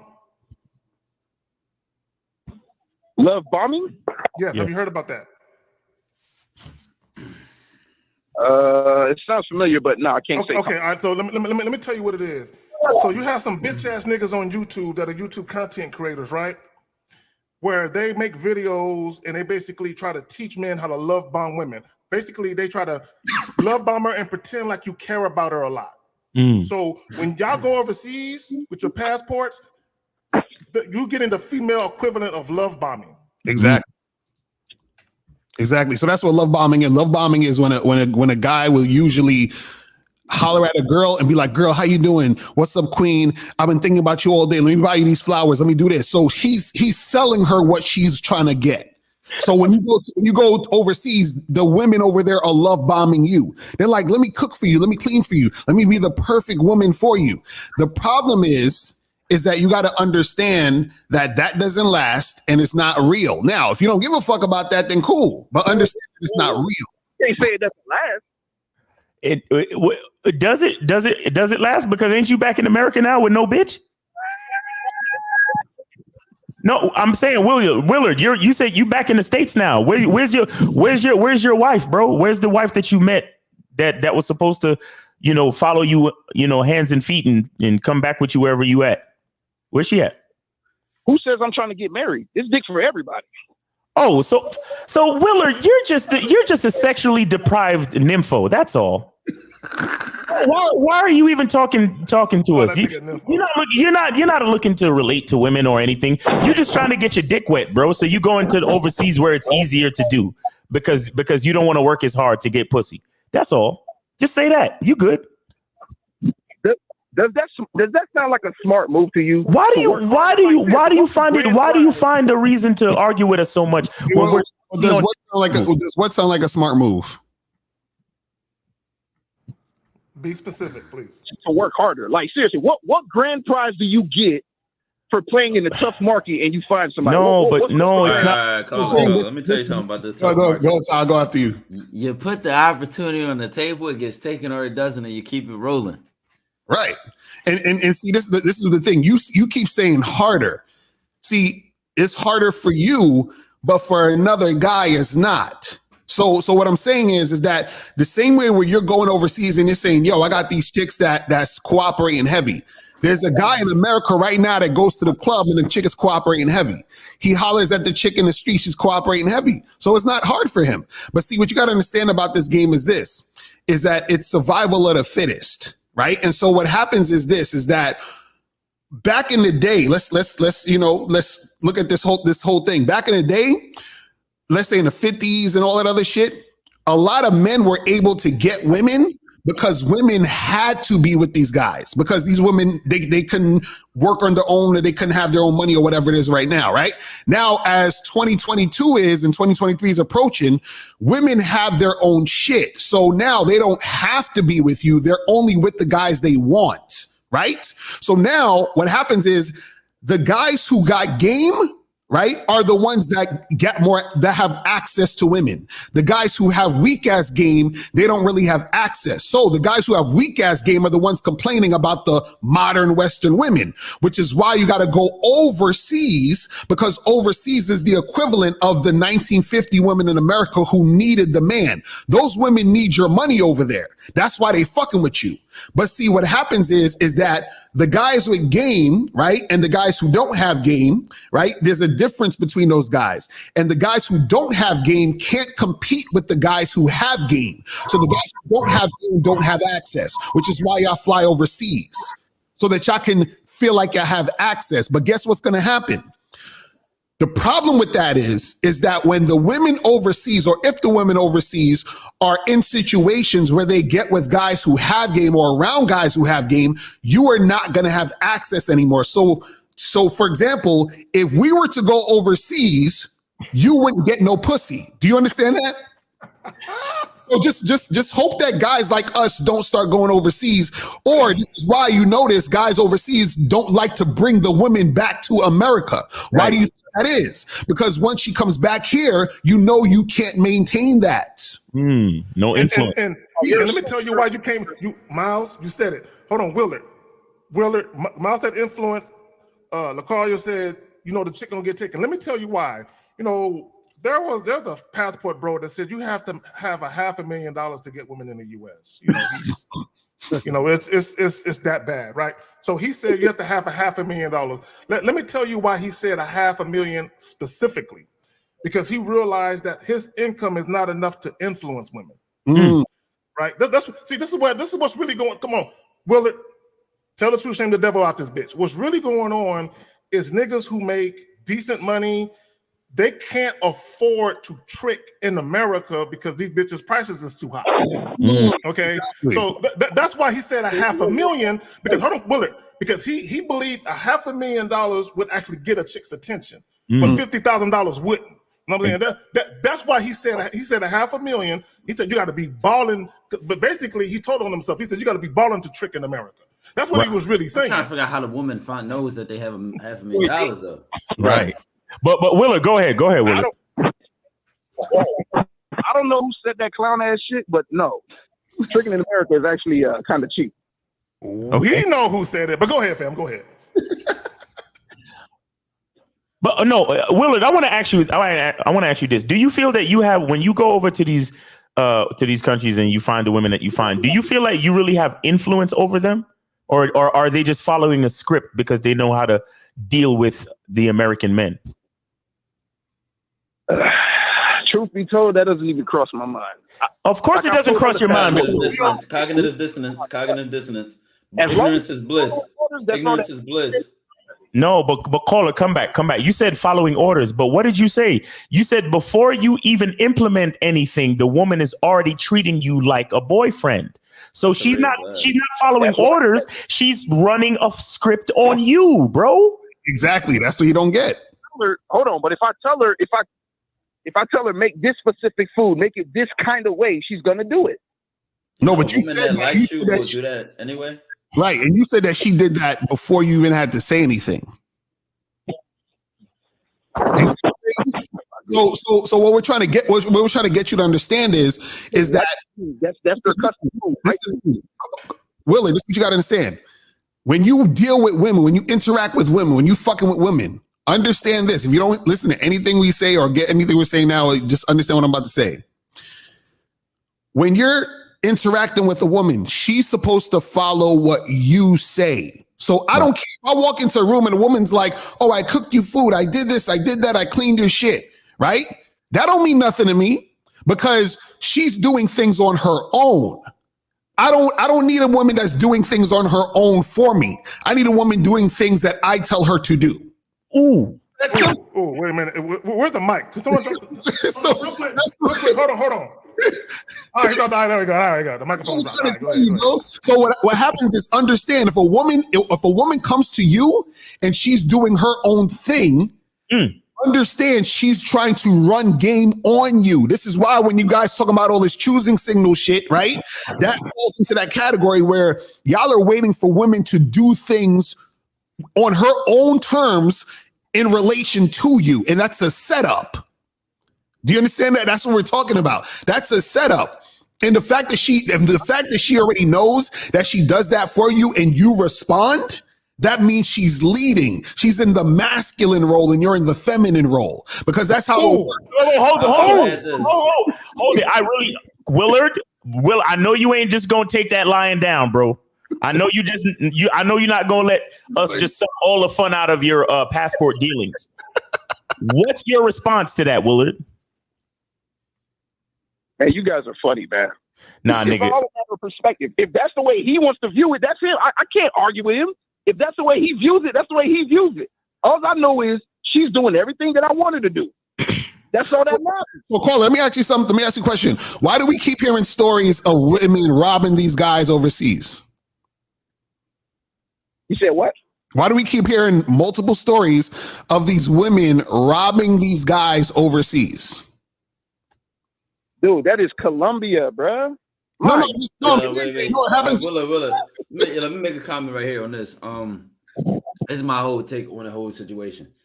Travel. The world is beautiful. Women is beautiful, especially from all these different ethnicities in these different areas. Right. It's beautiful out here. The warning I would have for you guys is that I think y'all are so focused on the relief of getting away from, modern woman or the American society that you'll take it by any price you have to pay.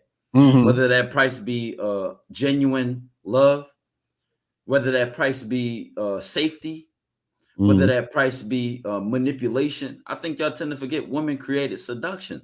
So women know what men want. Men are predictable. Like you just said in the beginning of the call. I mean, she knows that all men are fairly the same. Right. She knows, stroke your ego, big muscles, nice, handsome man. You never felt like this before. This relief feels so good. It's like she's dwindling a hypnotic, spinning black and white wheel in front of you. And you're like, whoa, like, damn, she cooks and this food tastes good. So you're getting hit with all these new factors at once. Foreign food, a foreign country, the good weather, how pretty she is, how good it feels to be validated in this way. It's much more harder to objectively say, is this too good to be true? And what is too good about it? Now, what I mean by too good to be true, I don't think those women aren't, trained by their culture not to treat men that way. But I just think you guys underestimate their actual intelligence. I think you guys underestimate their ability to be in it for a benefit, or them. You just kind of look at them and say that they're not trying to use me in any way because they're giving me what I want. Right. And also you got to understand this real quick, Willard. Understand this, right? Is that the only thing that's free is flyers and garbage. You understand what I'm saying? So what happens is that when she's doing the thing she's doing for you in the situation, she's doing it for a benefit. So what I'm saying is, what benefit is she getting for doing what she's doing for you? I want you to answer that question. She's doing all this. What is she getting for you? What is she getting? All right, I'll say this. I don't disagree with everything Taekwondo said. Furthermore, every woman is doing something for some type of benefit. No. But answer Macario's direct question. What is she getting from you, nigga? Right. What is she getting? What is the benefit she's getting from you for doing this stuff? She's hoping that I would give her a better future. No. What? But what are you giving her to believe that better future is imminent? Right. Because you're doing something, nigga. What do you mean? They do it from jump. They do it. All right, so call it. Listen, I think the more direct route is like shit like herpes. Come on, answer the question. So when you see these dudes go over there on these short timelines, and you see something like, this dude married this woman, knew her for less than a year, went over there and instantly got these quick benefits. What do you think? What do you think of that? Like, what's your take on that? Do you trust that? Do you think that that's like a solid situation? I'll say Buddy's a clown, but I mean, if it works for him, hey, it works for him. I personally wouldn't do that, but we're all different. Yeah, but you're not looking for marriage, so that's not a good example for you. You're just looking to get your dick wet because you can't do it over here. Right. And all I'm saying is this: is that you got to understand. Wait. Who says I can't get it over here? Sorry. You can't get it at the rate at which you would really like. Sorry. Right.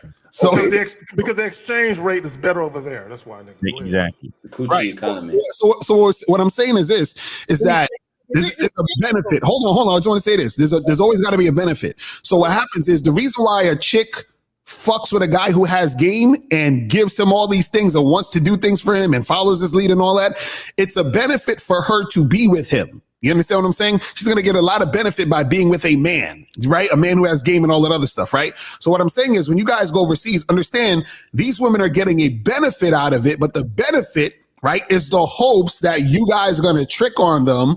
Like you said, give them that better quote unquote future and all that other stuff. But why would they think that? The reason they think that is because they know the reason why you're there is because y'all can't get it where you're at. So let me know that like they're not stupid. They're not sitting there like, oh my God, this American guy just came over here. I wonder why he's here. Oh, I'm so naive, and oh, I really like him because he's so handsome. So let me do all these things for him and all this other stuff. Answer me this question: how come the men in those countries aren't wifing up those women? Oh. Nobody talks about that shit. If they're so amazing and they're so submissive and they're so awesome, how come those men aren't wifing them up? Why are they single? I can answer that. I can answer that. Go ahead, Wheeler. Do that. It's because they're pretty much like me. They're like, well, shit. You know, I got pussy galore. Why am I gonna? No, caller. Yes. Because the local guys know where the prostitutes hang out at, and they avoid them. That's why. I got a question. I have a question. Willard, are you one of those guys that thinks negatively of a woman's high body count? A lot of guys do. I personally, yeah. I mean, put it like this. I understand that women out here fucking, so I'm not delusional. Okay. Well, could you take a woman seriously who you believe possibly has a high body count? Yes. Okay, good. At least you have some type of realism in your All I'm saying is that that's what I'm saying. Like there's always a balance. Guys have to understand this. So guys think that going overseas is going to be the thing that's making it easier. No, see, it seems easy because you don't know how much it costs. A credit card seems easy. They mail you credit cards all the time. You're like, shit, this is free money for real? I could just charge this shit and get shit. And then you realize you got a big fucking ass bill and you in debt. So you see what I'm saying? That's what happens when you go overseas and you're not aware. They're not doing this shit for free. You understand what I'm saying? let me add this because I was told in a recent video when I was hold on Willard. I was told I was talking about the indecisiveness and the lack of leadership of one of y'all minions that travel overseas, and the dude said I was hating when I was providing constructive criticism. Willard, I have a question for you. Have you ever dated an actress? Yeah, you have. Every time you go to Tijuana. Go ahead. Y'all got it. Look at this goofy dude JR in the chat talking about I'm impressed at 125 or Toto. He says I'm impressed, Lucario, because Passport Bros have been smoking y'all for months. Y'all finally make the actual real arguments that needed to be made. Bruh, I gotta hit you with the button, nigga.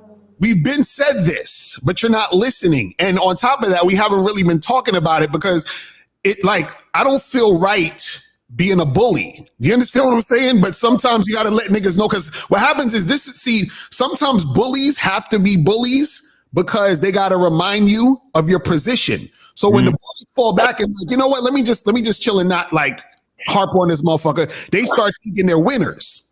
Exactly. You know what I'm saying? I also knew somebody who was doing the passport bro thing before it was like a movement on the internet, right? And it also became like a spiting American woman. I just knew a guy who genuinely was like going to all these different countries, had women in multiple countries, was joining a life with an older dude, a guy I really respect. And I kind of see like the main difference on the internet is like, it's like, okay, do this because fuck these women. Right, exactly. Rather than like, this country is beautiful. Look at the culture. Look at this. Like, it just seems to be all about women and bashing women. Or this woman is so great. And then you see some of these videos and the way that these women talk. I don't know if it's just me, but I get like a how do I describe it? It just feels like you're in a scary movie, and no bullshit. It feels like you're in a scary movie, and the people are being too nice. Yes. Before you find out that it's a fucking demon in the closet or some shit. I don't know. You just, hey, you come to this town and it's too nice. Mm-hmm. You know what it is? You know what it is? They're all cannibals, and your ass is for dinner. Exactly. Right, exactly. They all cannibals and you for dinner. Like that kind of nice. It just felt like it was like that video where that dude was in Thailand and he was walking past a nail shop. Where and all them girls. That goofy ass shit. Oh, you so handsome! Look, a bigger black man. You have the bigger thing, right? Yeah, we like that. Yes. And these dudes actually feel like get out when I watch these videos, bro. Like chicks be super thick or something like that, and it'd be like.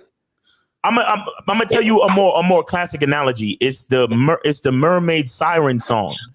So there's a myth about the like the sailors and the pirates and shit.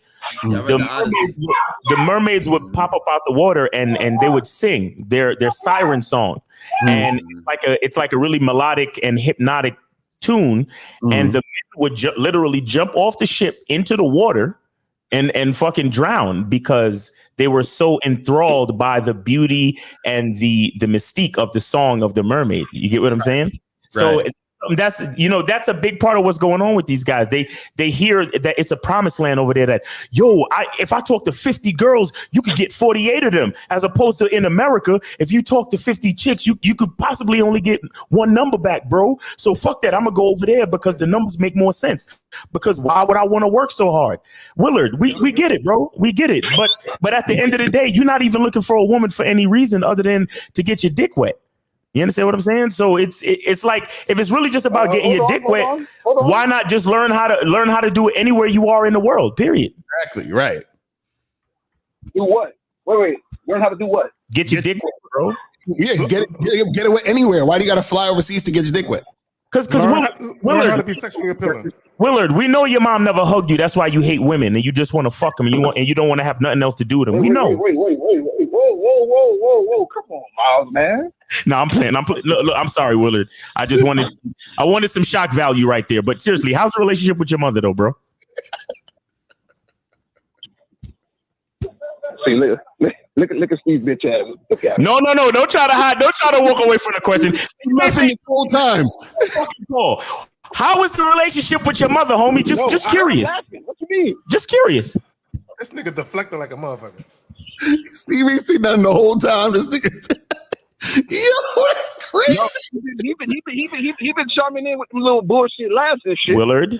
But it's pretty good. The relationship with your mom is pretty good. Well, hold on. Well, I'll say this. I don't know who my parents are, but the woman who raised me, yeah. Okay. Oh, wait. So you actually abandoned by your biological parents, or what happened? What happened there? He's the case of Benjamin Button. Your parents hated you so fucking much they put you in a basket and dumped your ass off. Wait, no. Come on, Steve. Oh, I'm sorry. I'll be quiet. Man, I'll let Benjamin talk. No, we were just open up. We were just getting him to open up. So the river and flow you down the way so Mary and Joseph can grab you and then take you to the mange. I'm sorry. Willard. How what's the story with that? What happened to your biological parents? Probably the same thing that happened to Steve's dad. When he abandoned. You can see my dad on TV. Look at Fox News. You can see my dad every day on TV. Look up Ted Cruz. I can go on TV and look at my daddy on TV. You don't know daddy. He's on a milk carton. You're like, are you my father? Hello, sir. Are you my bloody father? Your mom. I'm looking for my parents. They never loved me. No, Willard, this is kind of your fault for calling Steve a bitch ass nigga, though, bro. No, seriously, guys. Willard, I feel like we're making a real breakthrough right here. Please tell us what happened. What happened with your biological family, bro? Probably the same. Wait. Probably the same thing that happened with Steve's baby mama when she took this. Hey, my mother loves me. I call right now, say, "Mom, hello, mom." She's like, "I love you." I'm like, and Willard be like, "Are you my mommy?" My dad. Bro, you know they'd be like Tupac. They'd be like Tupac's still alive. He over there in Cuba. That's why his name is Willard, because whoever found him was like, "Fuck, man, we'll name this little bitch something."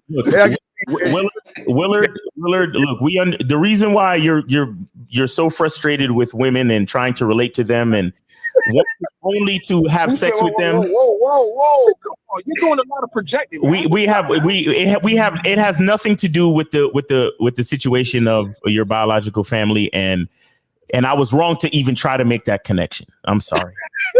Don't talk about my parents. Don't talk about my daddy. And leave my house. I still got the basket. Hey, Willard, we look. I'm gonna say something. I'm not trying to be funny or facetious. We thank you for being vulnerable in that moment and talking about that. But I would say this to you: if you're gonna make something, if you're gonna make a vulnerable statement, I would suggest that you don't, start off by calling Steve a bitch ass nigga and then be vulnerable. You know what I'm saying? I would suggest that you don't do that. Hey, Willard, for Christmas, I'll bring you some parents, okay? Yo, no, that's crazy. Honestly, though, Willard, I just want to say, sincerely, everybody got issues, bro. Everybody got issues. So I'm just, I was just based on all the consultations that I do, I was just throwing some things out there to see. But it's interesting to find out that you never really knew your biological parents. That's very interesting. So, and it might have been a blessing in disguise, so don't think we're trying to like play you and like that. But understand that there is definitely a connection between how we relate to the opposite sex and things that happen in our past that is possibly traumatic. I do agree. This is why I tell guys that there is a point beyond. There's a point beyond game where you might need to go get therapy. You understand what I'm saying? Like, this is why we say those type of things. You might need to actually get therapy, bro. Wait. So why haven't Steve gotten therapy by being raised? What do you mean therapy? I wasn't one pushing the basket in the river. Okay, all right, hold on, real quick. Let's get back on task. Man. This shit went left real quick. That's why you go in the water and swim. We understand now, Willard. Okay, all right, so Willard, so let me just say this, and this is Zach. Let me just say this. Because a lot of people are gonna watch this upload, and maybe some people watching it now, and they're gonna think we have this vendetta against these passport bros and all this type of shit. And there is no beef. You know what I'm saying? There is no beef because the only people that can beef are two winners. Losers and winners can't beef. It makes no sense. But anyway, but let me just say this. Because my only thing with this, Willard, is guys are on YouTube being disingenuous. Right. They are literally acting like all you got to do is get one of these, fly to a third world country where sex tourism is the number one thing that's stimulating the economy, right? And that all of a sudden your fortunes will change, and that you'll have all the women at your feet. It's kind of like the fanatical Islams and shit, where they be blowing themselves up and they're promised like 1,000 virgins when they get to fucking heaven. Right. This is what passport bros are doing. They're selling you a dream.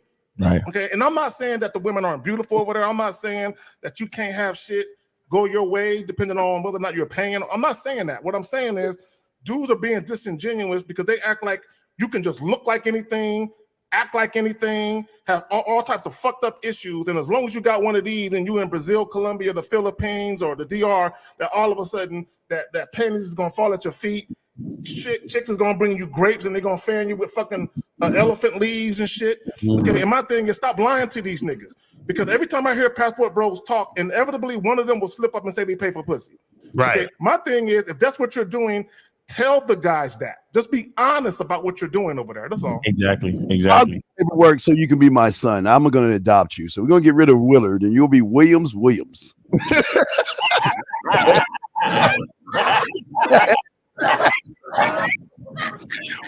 Williams. Oh my God. Hey, yes, your son. Willard. Do you have anything else to say, man? You got any more questions or anything else you want to say? Because I heard you were saying that it seems like we got beef with y'all. Because he said we didn't have, K-Zach said we didn't have beef, but you said you couldn't tell. What does that mean? Dating coaches took the first shot. That's not true. That's not true. What for this shot? Hold on. What was the first shot? What's the first shot?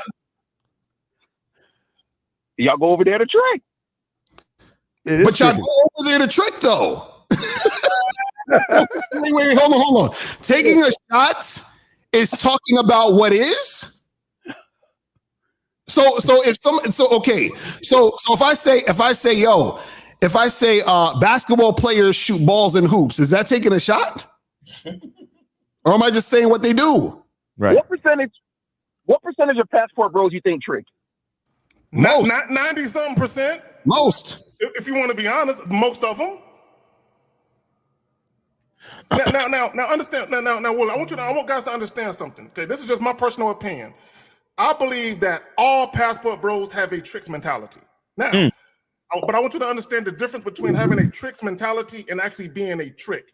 When I say tricks mentality, meaning any guy who believes he needs money to win the affection of a woman, you have a tricks mentality. Right. If you believe you got to wine a dime, pay for nails, pay a bill to get a chick to fuck with you, you have a tricks mentality.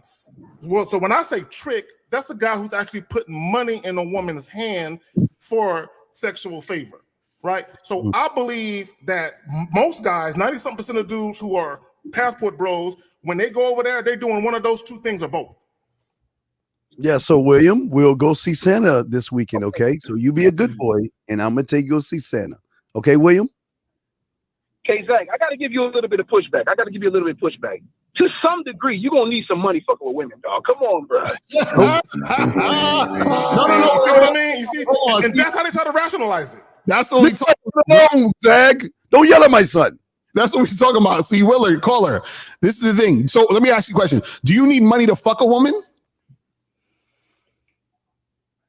To fuck, no. But to keep a woman long term? Okay, so if you don't need money to fuck, then why are you using the money to fuck? Oh, that's them clown ass motherfuckers. That's what makes dating in America hard. Once you bought that plane ticket, this is what we talking about. Once you bought that plane ticket, you already spent the first $1 to fuck. Exactly. You're spending money to go all the way over there. Oh my goodness. You really gonna put that in the same equation as taking a woman out on a date? Come on, bro. No. Would you be there? Would you be there if there was no woman there? What you said? Oh. Would you be there? Same way you will go on a date because the woman's gonna be there. It's the same way you bought the plane ticket because the woman's gonna be there. Right. But taking a woman out on a date, you're rewarding her, and you ain't even get nothing yet. No, you're not rewarding a woman. See, if I go, listen, there's some bars in Brooklyn that I go to all the time by myself. And so if I'm telling a chick, hey, come through to this bar, meet me, and I'm feeling her out before I fuck her, that's not me doing it for the woman, because I'd be there regardless if she was there or not. So that's why we're asking you, are you going overseas even if you're not going there for women? And most of these guys are not. Hold on 1 second. I think we got 401. I think this might be Ethan. It might be. I'm not sure. Hold on. 401. You're all live with the Real Game No 3 panel. Name, age, and city. How can we help you? 401. Yeah. Sorry, this is Ethan. Hey, Ethan. Hey, man, what's going on with you, man? How you doing, man? What's on your mind? Why'd you call in today? I just want to say I know you guys are like call me a piece of shit for what I said last week about my kid's mother, but I just want you guys to know that you guys must forget that she also texted like 2 years ago. 2 years ago, she also texted she sent naked pictures to my landlord, and she also cheated on me. Oh, okay. All right, listen. 5 years ago. All right, listen. I can't let that go. Go ahead. She sent naked pictures to your landlord, and you still stayed with her? Awesome. Bro, you deserve everything you get. If she put Drano in your oatmeal, you deserve that too. You deserve everything you get. The fact that you still fucking with her, bro. God damn. All right, that's awesome. Yo, but Ethan, what do you have to say to Willard? Yeah. What do you have to say to Willard, man? Because Willard, he would tell you that you should go overseas and not deal with any women in the Western states, bro. Well, it's funny you said that because over Thanksgiving, my aunt has a Nigerian boyfriend. He's from Labels. And Labels, I believe. Lagos, yeah. Go ahead. Said, hey, he said if you go over there, man, the bitches will love you. Right. And I was like, how much I got to spend on them? Right. He said, not for free. So are you thinking about going overseas? You thinking about going to Lagos and get you a woman? I mean, I wasn't thinking about it. Even did she spread her butt cheeks and show the landlord her butthole? What were the photos like? It was she had a lingerie. She had lingerie. Well, she was trying to delay the rent. Well, caller, I think you should send the photos to realgangnotheory.com so we can make an assessment to see if they were inappropriate. So go ahead and send them over to realgangnotheory.com. Ethan, listen, she was trying to buy you some time, bro, because she knew you was. Were you late with the rent that month? Well, I left the house. Yeah. Oh, yes, bro. So I pay the bills without you. Wait, so y'all were on a break, and so you left. Yeah. So y'all had an argument, and your emotional bitch ass left the house and left your responsibilities, and so she was doing what she had to do to try to delay the landlord from evicting her from the house. Pay that rent, dog. Spread that ass. She did it because she was drunk. She said she did it because she was drunk. Now the landlord was like, "Where the fuck is my rent, bitch?" How many times did the landlord hit it though? He hit it a lot. Well, he didn't hit it. He said, "Oh, well, I tell you, he had her head." But Ethan, you weren't at the time. You weren't in the house, so how do you know? Because she was. Hey, y'all gotta tell. He gonna go back home and smack the shit out of her, man. Hey, Ethan, you know how she was telling the landlord about you? Well, when his dick was in her mouth. Well, like fresh when you say is not coming up with. I'm gonna get her ass whooped tonight, man. Say that again. Miles, yes, sir. He's an old white guy. I don't get it. Oh, he's an old white guy. He's an Okay, old white guy. I don't always be the ones. Nigga, those be the sugar daddies, dog. Nah. Yeah. Who knows? Who knows if he has a subscription to Cialis? You know what I'm saying? Who knows? But anyway, Willard, are you still there? Are you still there, Willard? Man, all this man did was confirm passport game. Exactly. William. Yes. Hey, William Williams. Good job, son. Exactly. So Willard, if you had any specific advice to give to this young man, what would it be? Passport game. There you go. You gonna tell him fly Delta? No, specifically. No, hold on, Willard. I'm saying specifically, like, what country should he go to? Should he go to Lagos, Nigeria, or should he choose another space? Because our caller is actually Ethan. You're Cape Verdean, correct? Or so you're from Africa. Yeah. Okay. So I'm saying, what kind of specific advice would you have for our caller? That all I can't tell him which country because I don't know what he likes. He might like white women. Europe is still good. Okay. He might like I'll tell you what, I'm not going to Thailand. Tell you that. Well, Willard, you been to Tijuana eating chimichangas and chalupas. Would you recommend that?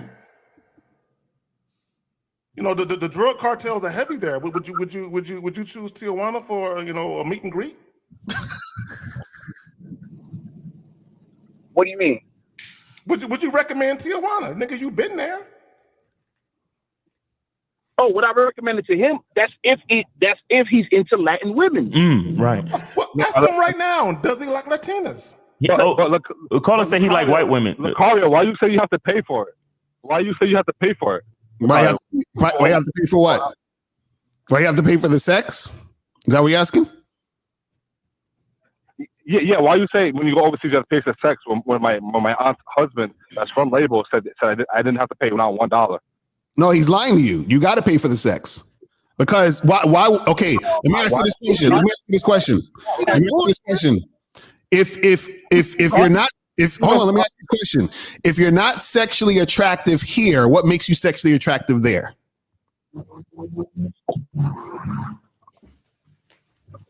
I don't know. I guess it's because I'm American. I don't know. Right. Wait. So, okay, let's go with that. So she's fucking you because you're American. Why, though? Why would she be? Is she fucking you because she's sexually attracted to you? Or is she fucking you because you're American, which makes her think you have what? Money. Right? Money. Money. Exactly. Yeah, but he said you don't have to pay for it. No, but that's what I'm saying. You're paying for it because you are the American, which is why she would only even consider fucking with you because of what? Money. This is what I'm trying to explain to you. See, this is what a lot of these guys are being disingenuous about. Either the guys directly pay the women, or the guys basically wine and dine the chick and give them all this sort of shit. Y'all don't go there and spit no fucking game in the chick's ear and holler at the chick and be like, yo, what's good? Let's get you popping and then get it going. Because if you did, you could do it here. Well, they also indirectly are doing it as well because they actually think they're talking to women online. That's the crazy thing about it. They don't realize that some of these guys are talking to guys who bring prostitutes in, clean them up, take photos, and then they do all the typing to get them to the country. But before they get to the country, I got a bill to pay. I got to feed my family. So indirectly, they pay while they're online before they even get there. Let me add this. Let me add this. And to Ethan, when hold on, Ethan, hold on. Listen, real quick. Hold on, listen. When guys say they're not paying for it, you hold on, real quick. You have to read in between the lines. Because a lot of guys, they qualify paying for it as actually putting money in a woman's hands and saying, here, suck me, fuck me, right? A lot of guys who wine and dine chicks, they don't consider that paying for sex, right? But in reality, if a woman is fucking you because you're paying for shit or buying shit, you're engaging in transactional sex. Exactly. Because I guarantee you, all these passport bros that are taking women out, paying phone bills and shit, if they told a chick, hey, I would never spend another red cent on you or peso, whatever the fuck their monetary shit is, them chicks will fucking disappear. Exactly. Come on, man. Say that again? As he watched 90 Day Fiance, they show you all the time, all these foreign women treat these guys like bitches. If you watch the 90 Day Fiance or whatever, when they go bring a woman over, what do you notice? The women are always dogging them out. Right. All right, hold on 1 second. We got 380. You're on live with the Real Game No Theory panel. Name, age, and city. How can we help you? It was going on, fellas. This is Obadiah from Las Vegas, Nevada. Okay, Obadiah, Las Vegas. How old are you? I'm 30. You're 30. All right. What's your question, man? No question, man. I just wanted to tune in, man. I just over listening to to the show, just on my computer. And I just was listening, man. I'm just like, man, I find it real funny how, you gentlemen, I have much respect for you gentlemen. Here we go. I find it real funny how you guys say all these things about foreign, countries, foreign women. And what I've understood and when I listen to you, you guys don't travel that much. I've been in over 6 countries. How do you know that? Yeah, how do you know we don't travel that much? We don't travel. Well, I've listened to Lucario. I've listened to you, Miles. I've listened to multiple of you. And you said that you went to what? Brazil, a few different countries. That's traveling. I'll tell you right now, the life abroad is much greater. It's not the women. See, the game ain't about the women. And I got that from you guys. Right. It's not the women. It's more so about the lifestyle. And that's what I advocate for. I'm not a passport bro. You know what I mean? But I just exactly. You're right. He's right. But wait, what's the lifestyle? What's your question? Hold on. Let the caller. Hold on. Caller 380. Explain the lifestyle. Explain what you mean. What the fuck is a lifestyle? Obadiah, brother. Obadiah, yeah, go ahead. Explain the lifestyle. The lifestyle, okay, let's talk about it. I don't know how much money you guys are making, but let's just say you make $100 grand a year. You take that same $100 grand a year, you go to a different country, you instantly become a millionaire because of the passport. So what does that got to do with you? You say you don't go out. What is the lifestyle? Are you a passport guy or not? Let's start there. Yes or no? Are you or not? Yes or no? I have my passport. I'm not a passport bro. Okay, then let's skip that all shit. What is your question then? Well, I mean, if you're not one, then what is your question or statement? if you don't want me to speak about something, because you might feel, I guess you feel. Hold on. Because I still want to get to. So you're saying if you hold on, because this lifestyle thing, doesn't a man create the type of lifestyle he wants regardless of where he's at? That's what I was getting at. Yes. Absolutely, you're correct. Okay, so then what's the difference then? Say it again. What the fuck are you talking about then? If you agree, what the fuck are you talking about then? Lucario said, "Doesn't a man build his lifestyle no matter where he is?" Right. Yeah. Absolutely, you're correct. Okay. Right. By saying that. So let me add this. Let me add this. No, wait, hold, please, hold on. I'm sorry. Caller. The statement that Lucario made was the point. A man should be able to create the lifestyle he wants wherever the fuck he is. Right. Now, what say you? What do you mean? You don't understand? That's the point. That's the point. So the point is, you're saying that, I should be able to have millions and billions of dollars simply by just being in America. If that's what you want to do, then work hard and get it, nigga. Right. About money. What I'm saying is this: is that that's not reality. Most men aren't. That's not your reality, sir. Right, hold on, real quick. Wait. Real quick. Where do you live at? Where do you live? Las Vegas, he said. You live in Las Vegas, caller, right? This is the reason why I had to add. Hold on, caller. Where do you live? I live in Las Vegas, Nevada, Henderson. Okay, now, perfect. So you trying to tell me if you go to Colombia, they're going to have the same type of energy building structure that Las Vegas got? Absolutely not. And I never said Colombia. Okay, so no, but that's my point. My point is that you're saying, well, if you have a six figures, then if you go over here, you're going to be like a millionaire. But if you're versus in America, but guess what? Yes, you go over there, your money might stretch longer, but guess what? You are in a different situation, so it balances out. What y'all try to do is y'all try to act like shit is going to be the same regardless, and it's not. So that's the point where we're saying. Actually, you're wrong, Lucario. If you actually travel, you would know this. Okay, see, you know what I hate? You know what I hate? Yeah, hold on. Yeah, go ahead, Zach. Go ahead. You know what I hate? I hate when niggas have on one hand admitted that they paid for pussy. Hold on. Let me speak. I hate when niggas on one hand admit, yeah, I've been over there and I trick, I paid for pussy, and yeah, you might deal with a part-time prostitute. No, she might work at a nail shop or she might be a masseuse, but after hours, you know, she might do some extra shit. And they try to make it seem like they're gonna meet some virtuous good girl there that is like the epitome of all women, like this super goddess bitch that's gonna do everything that a nigga always wanted. I hate when you niggas act like that niggas is winning. My thing now, if you think you're winning, and if you rationalize in your mind that you're winning compared to here in America because it's cheaper to trick over there, cool. I don't give a fuck what niggas do with their money. Just be honest about what you're doing. Until the Obadiah, what's that nigga name? Obadiah. Well, okay, whatever. My bad. And I ain't trying to make fun of your name or butcher your name. I don't remember your name. But my point is it's a fact that dudes travel. Hold on, real quick. It's a fact. Hold on. It's a fact that guys travel abroad just for women. It's a fact that they do that. Okay. Yeah, all right. That's all I want to point out. What is this call for? I don't understand. What is the call for? What are you calling for, sir? Obadiah, go ahead. I'm calling because I want you guys to understand that before you have an opinion about a subject, you should be educated on it. Don't speak unintelligently. That's all I'm saying. But caller, we've been overseas. So what are you talking about? What the fuck are you talking about? Nothing. Huh?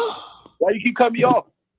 Because you're saying nonsense. We've been overseas. Caller, do you understand that we've been overseas? You know that, right? We all have passports. All of us on this panel have been. I've lived overseas for a couple of years, bro.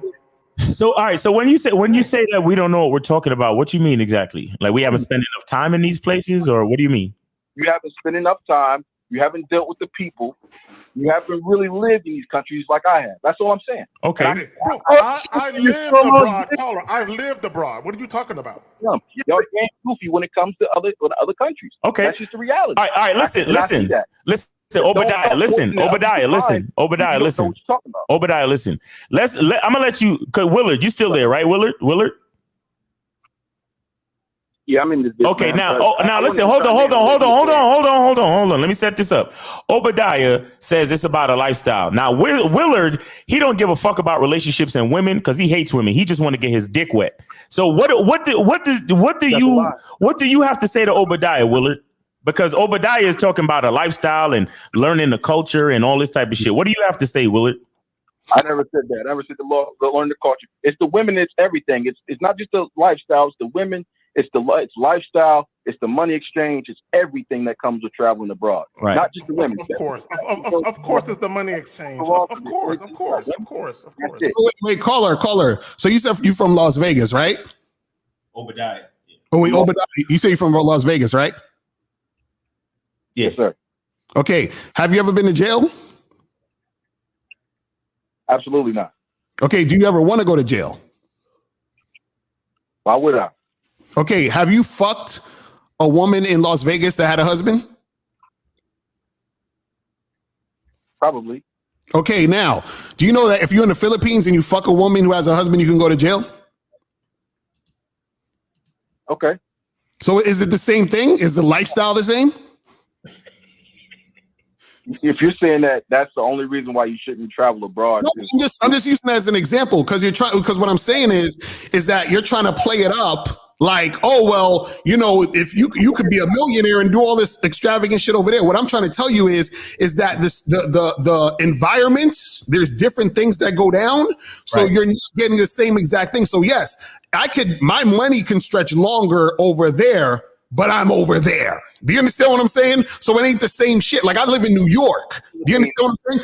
I can't get the New York experience over there the same way I can't get the over there experience in New York. So it's two different places. But beyond all that, a man creates the lifestyle that he wants, but you have to be honest about what you're doing. And the problem is a lot of you guys don't be honest. You're trying to play shit up. Like, you know what the interesting part about us is when we talk about game, we don't sit here and say, guys, guess what? Say these 3 magic words and these women will fuck you every day. Or just, be this type of guy and women will never reject you. No, we talk about the shit that could pop off and the shit that is where you're going to be in certain things that's not going to be favorable. We talk about it all.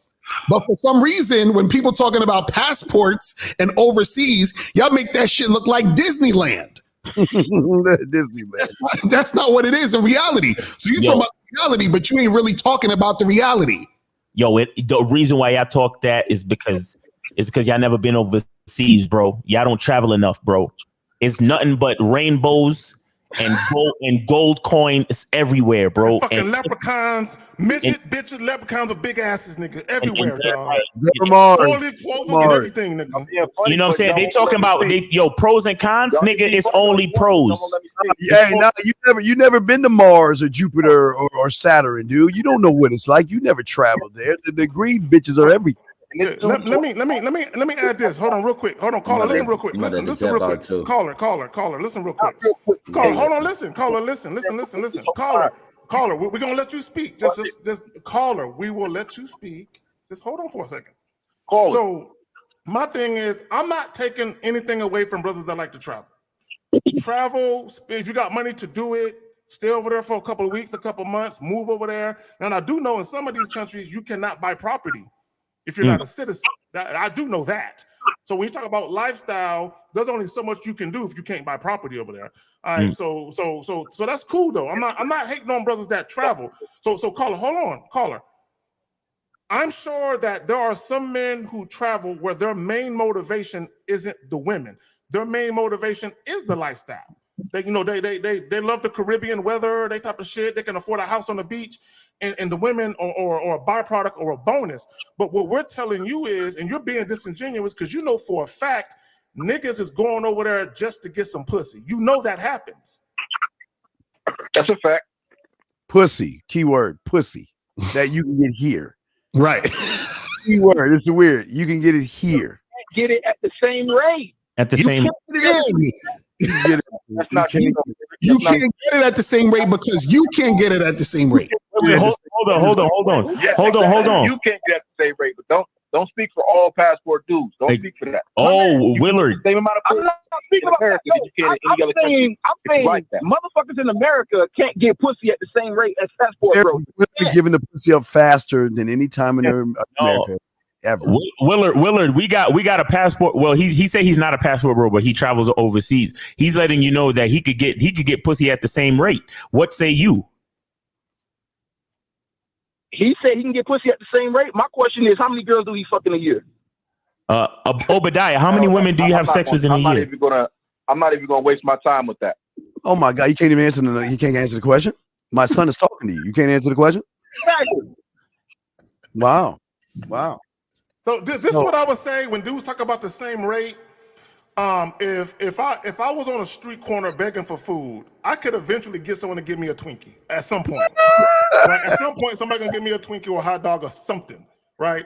But if I had money and I went to the grocery store, I can have more Twinkies quicker and more hot dogs quicker if I had the money to do it. Yeah, y'all get the correlation. Mm-hmm. It's real shit. See, caller, you gotta understand the rate that you get it is equivalent to your level of gain. It's that simple. So if you're having a hard time, like I'm gonna say this, and this is no bullshit, right? I could have sex with a different woman every day of the week for the rest of my life if I wanted to. That's how easy it is to get pussy. Easy. No, I'm telling you this, bro. Bro, I have a book called "How to Have Sex with 2 Women a Day." You think that's some shit I made up? No, that's my real life, bro. That's what I'm telling you. Let me ask you this. When you say a different woman every day, yes, you mean the same 7 women, or do you mean literally a different woman every day for the rest of my life till I die? That's what I'm trying to tell you. Do you understand that? What I'm trying to tell you is there's times where women wanted to see me and I have to see them. I have to set a time 2 weeks later because I'm booked for the next 2 weeks. That's what I'm trying to tell you. So they don't understand booking. Don't say it. Rosters and booking. They understand. They think we ain't got women in rosters and shit. Wait, hold on real quick. Obadiah, right? You said that a man could get women at the same rate in America or anywhere else. What makes you believe that? And because I hear a lot of passport bros talk and they say, well, that's the reason why they go overseas, because the rate of return as far as approaching women and talking to women, they get a better rate of return talking and approaching women in Brazil and Colombia and Thailand and places like that, and Philippines and whatnot. So what makes you think differently, Obadiah? Because basically, Miles, it's not about where you go. I agree with you guys in some ways where it's about the man. Mm-hmm. If he really is a high point or on point individual, he gonna get pussy or whatever women in any country. Right. It doesn't matter. And so you have to. But what I found in traveling over 60 countries is that you have to be much more pristine in a way in America than you do in other countries. That's why the passport bros want to go to other countries, because you have to have the swag and the game, and you just got to be an average dude with making $20,000. You know what a mark is, big dog. You know what a mark is, and you know what a mark is, where somebody sees sucker and knows they can get something from. Do you know what a mark is? Where you walk around with your pockets hanging out and you're so excited, your eyes are bugged out because you see a bunch of women. You don't think these prostitutes see you as a mark? You think they really want to be with you? And if they want to be with you, where's your wife from what country, from your 60th country you went with? Where's your wife in Las Vegas with you right now? Where's she at? Let me speak to where's she at? Is for me, and I actually tuned in. Miles and Lucario know. But sir, I'm asking, where is she at? You went to 60. Okay, wait. If you went 60 places just to smash, and you're not getting married. You're not getting married, I assume. So you went to 60 places. So fucking what? What does it matter? I don't understand. Like we all say, go overseas if you want to. Leave the kids alone. Stop pushing your fucking rhetoric on these innocent kids who can get women here.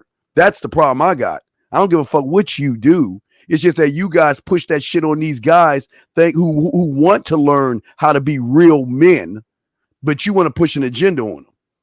Let me say something. Hold on, real quick. Let me say something, caller. Actually, go ahead and respond to Steve. Go ahead and respond to Steve. Hold on. Let me say this. Hold on, okay, Zachy. You're not a real man because you travel abroad and experience the world and see life through a different perspective. You're not a real man.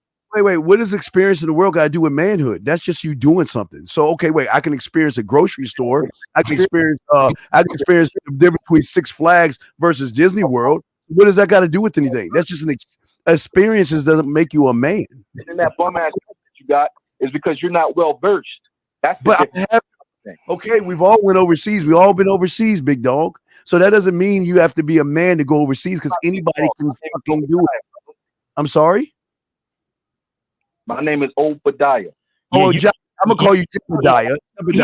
He's one of these guys who you got to get his fucking name right. Okay, let me add this. Hold on, real quick. Let me add this. Before I forget my point, let me add this. Okay, hold on, real quick. Obadiah, let me just say this because I caught what you said, and I hear other dudes when they talk about average men, they talk about average men in the context of their earnings. Oh, you're average because you only make this amount of money. This is the problem with that. Men who exude sex appeal, men who women gravitate. Hold on, listen. Hold on, listen. Men who women gravitate to sexually, they're not average because most guys don't got it like that. Right. Okay, there are plenty of guys that make 6 figures, 7 figures, 8 figures. The only way they can get a bitch is with their money.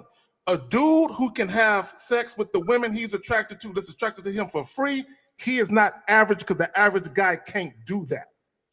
So guys need to get out of the habit of trying to define a man's quality based on his earnings. Now, as a man, you should want to make money.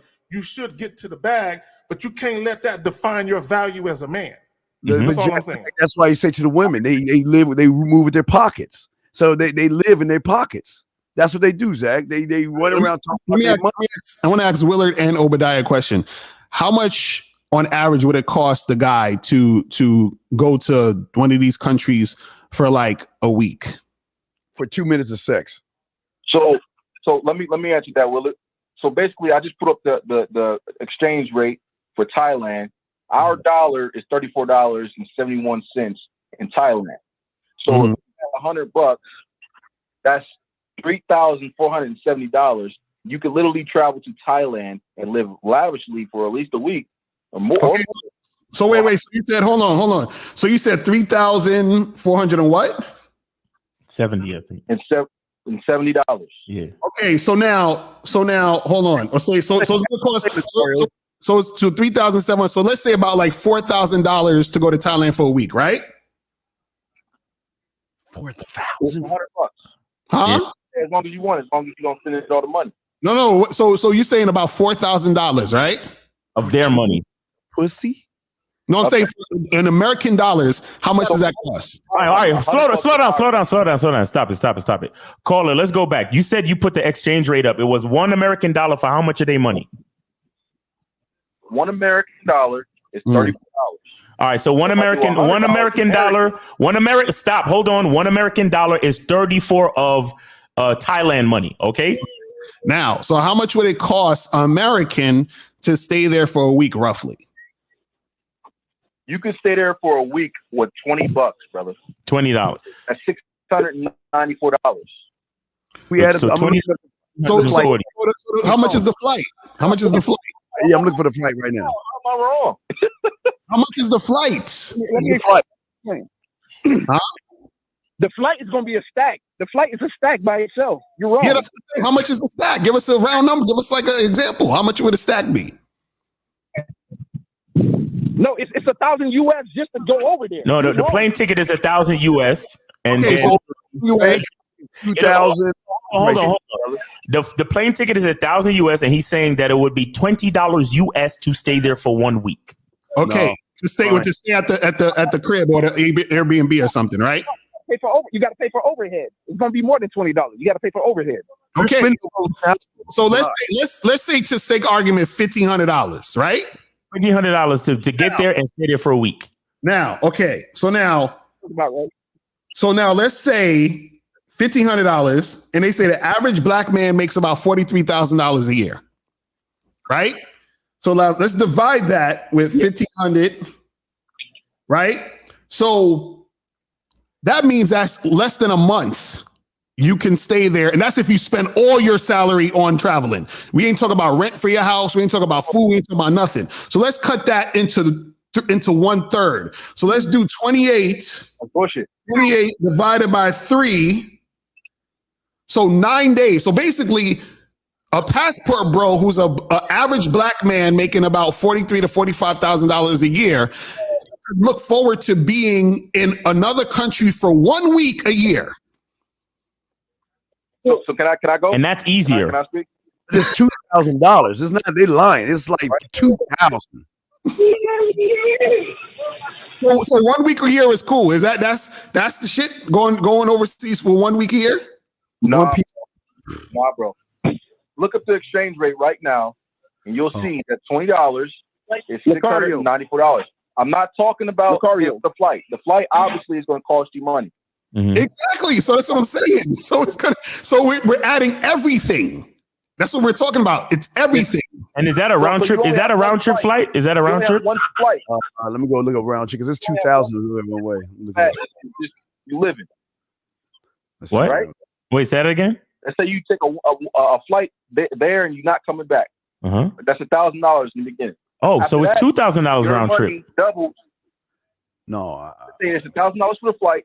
After that, you just living there. So now everything's in time. No, but these guys are not living there. They're talking about guys who live in America who are going overseas to fuck with women. What I'm saying is those guys, they're going to be able to look forward to 1 week a year. Now, I don't know about you guys. I like to have sex more than 1 week a year. I'm just saying. Maybe I'm different. Lucario, the guys that go to Thailand, they making more than just $40,000 a year. Cause most guys want to go. But the average, you can look this up. The average black man's salary is about $43,000 to $45,000 a year. We're talking about the average guy. Let me add this. Hold on, callers. Hold on, real quick. Barely 9 to 10% of Americans make six figures.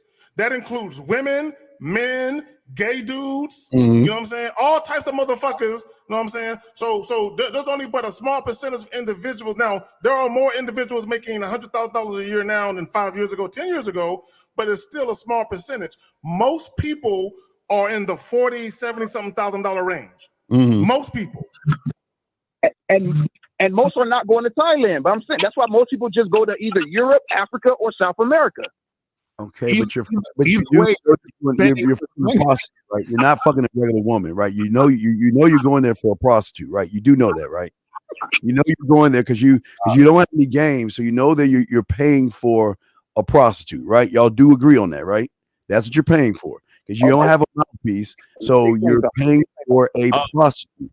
Let's real quick. Hold on, real quick. Let me shout out El Baracha with the $10 super chat. He says, "I just want to say, people who go overseas, Tijuana, Colombia, etc., they are afraid of getting rejected." let me add this, and I want to be clear because I hear guys all the time that say, "Oh, men don't care about the amount of money that women make," and we generally don't. But I got to put a but on it though. Because I'm not going to seriously date a woman who has no car, no crib, no job, no money. I'm not dating a broke bitch. You know what I'm saying? So, but a lot of guys, y'all are cool with going over there and dating bitches with mixed match jellies on. You know what I'm saying? And these chicks, you know what I'm saying? They toes is dusty from walking on dirt roads. You know what I'm just saying? Okay, so hold on real quick. I just hold on real quick. I know y'all niggas is triggered. That's why I said it like that. You know what I'm saying? But anyway, my point is though, I just want to know, okay, and hold on, niggas, can y'all wait? Go ahead, Zach. I got you. Go ahead. I muted him. Go ahead. I just want to ask, for you guys, whether it's you guys or guys you personally know, how many guys are dating women that have their own crib, own whip, money in the bank, and these chicks is professional women? Okay, that's good. All right, go ahead. Obadiah. How many women are you dating over there that actually got shit? They don't got shit. Prostitutes don't have anything. or when you travel to these 60 different countries and you dated women, were all of them like, hold on, come on, man, let's get the conversation. Were all of them like professional chicks though? In the 60 countries you was at? Not every single one, but you got college graduates, man. You got intelligent individuals in other countries. Okay, but intelligent. Why would they sleep with somebody they don't know off the rip if they're intelligent? I just want to have my peace, please. All I'm saying is that other women in other countries are not all bums. You can go to plenty of countries, not just Colombia, not just the famous countries, but places like Dubai, places like South Africa. Plenty of countries that are educated, have educated women that have their own shit. That's all I'm saying. Okay. All right, Willard. How many of the women that you fuck with, Willard, how many of the women that you fuck with are women that got money in the bank, their own car, and they're professional women? I'll say this. The majority of passport bros I know, they all right, listen, Willard, we're asking about you, bro. We're asking about Willard. I know. So can we get to it. So how many women do you fuck with got something? If I was looking for something serious, yes, I can't fuck with a bum bitch like Kate Zagan said. But since I'm only here for a short time, not a long time, I don't give a fuck if she lives with her parents. Okay, so what you're saying is that 100% of all the women that you fucked in these countries were third world broke bitches that wanted to be with you for your money. That's what you're saying? I don't care what they intentions were. So you see how you can't answer a fucking question? See, this is how we know. This is how we know that you're not proud of what you do when you go overseas, because you can't answer a fucking question, bro. What? Tell me the women. What's the percentage of women that had shit, meaning that they had their own car, they had a house, they had money in the bank, and possibly a career? What's the percentage of women that you fuck with in these countries that have that situation? About 30%. 30%. 30%. But So that, go ahead. Mouse, here's the thing. The thing is that they always talk about lay counts and all these high women fucking all these guys. They don't even want to realize that you ain't the only one they fucking. You are one of hundreds of guys that they're talking to. And when you leave and she hugs you goodbye and wipes her tear, she's gonna put her makeup on for the next guy rolling into town. And y'all think that y'all are actually doing something where they're running game on you. They got money. I just want to know how are the guys going to afford it? I'm still wondering, because if you only making this amount of money, to go. Bro, let me address three right quick. Why don't y'all go do it for yourself and then you know? We don't have to do it for ourselves. We get pussy for free. I get do it yourself, bro.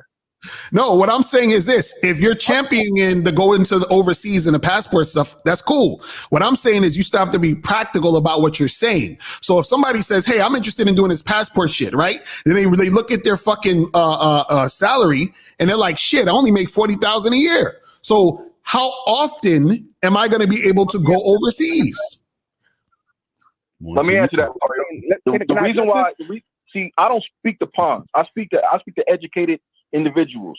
If you sitting there working a 9 to 5 in the first place, which none of you are in this room, I don't think, then you're not supposed to be doing passport shit anyway. Stay a bum, stay a little dude at the bottom, and stay a worm. I'm talking about the guys at the top, business owners, educated individuals that want to really do something with themselves and make well over $40,000 a year. I'm talking about guys that's making $440,000 a month, and that's easy to do if you have the education. Okay, so now it's making sense. So basically what you're saying is that you have to have a lot of money to be a passport bro, because it's really about the fact that you got money in order to get access to fuck women. So it's basically saying what we said earlier, which is that the reason why they're fucking with you is because of the money. Because if it wasn't for the money, you wouldn't even be there, right?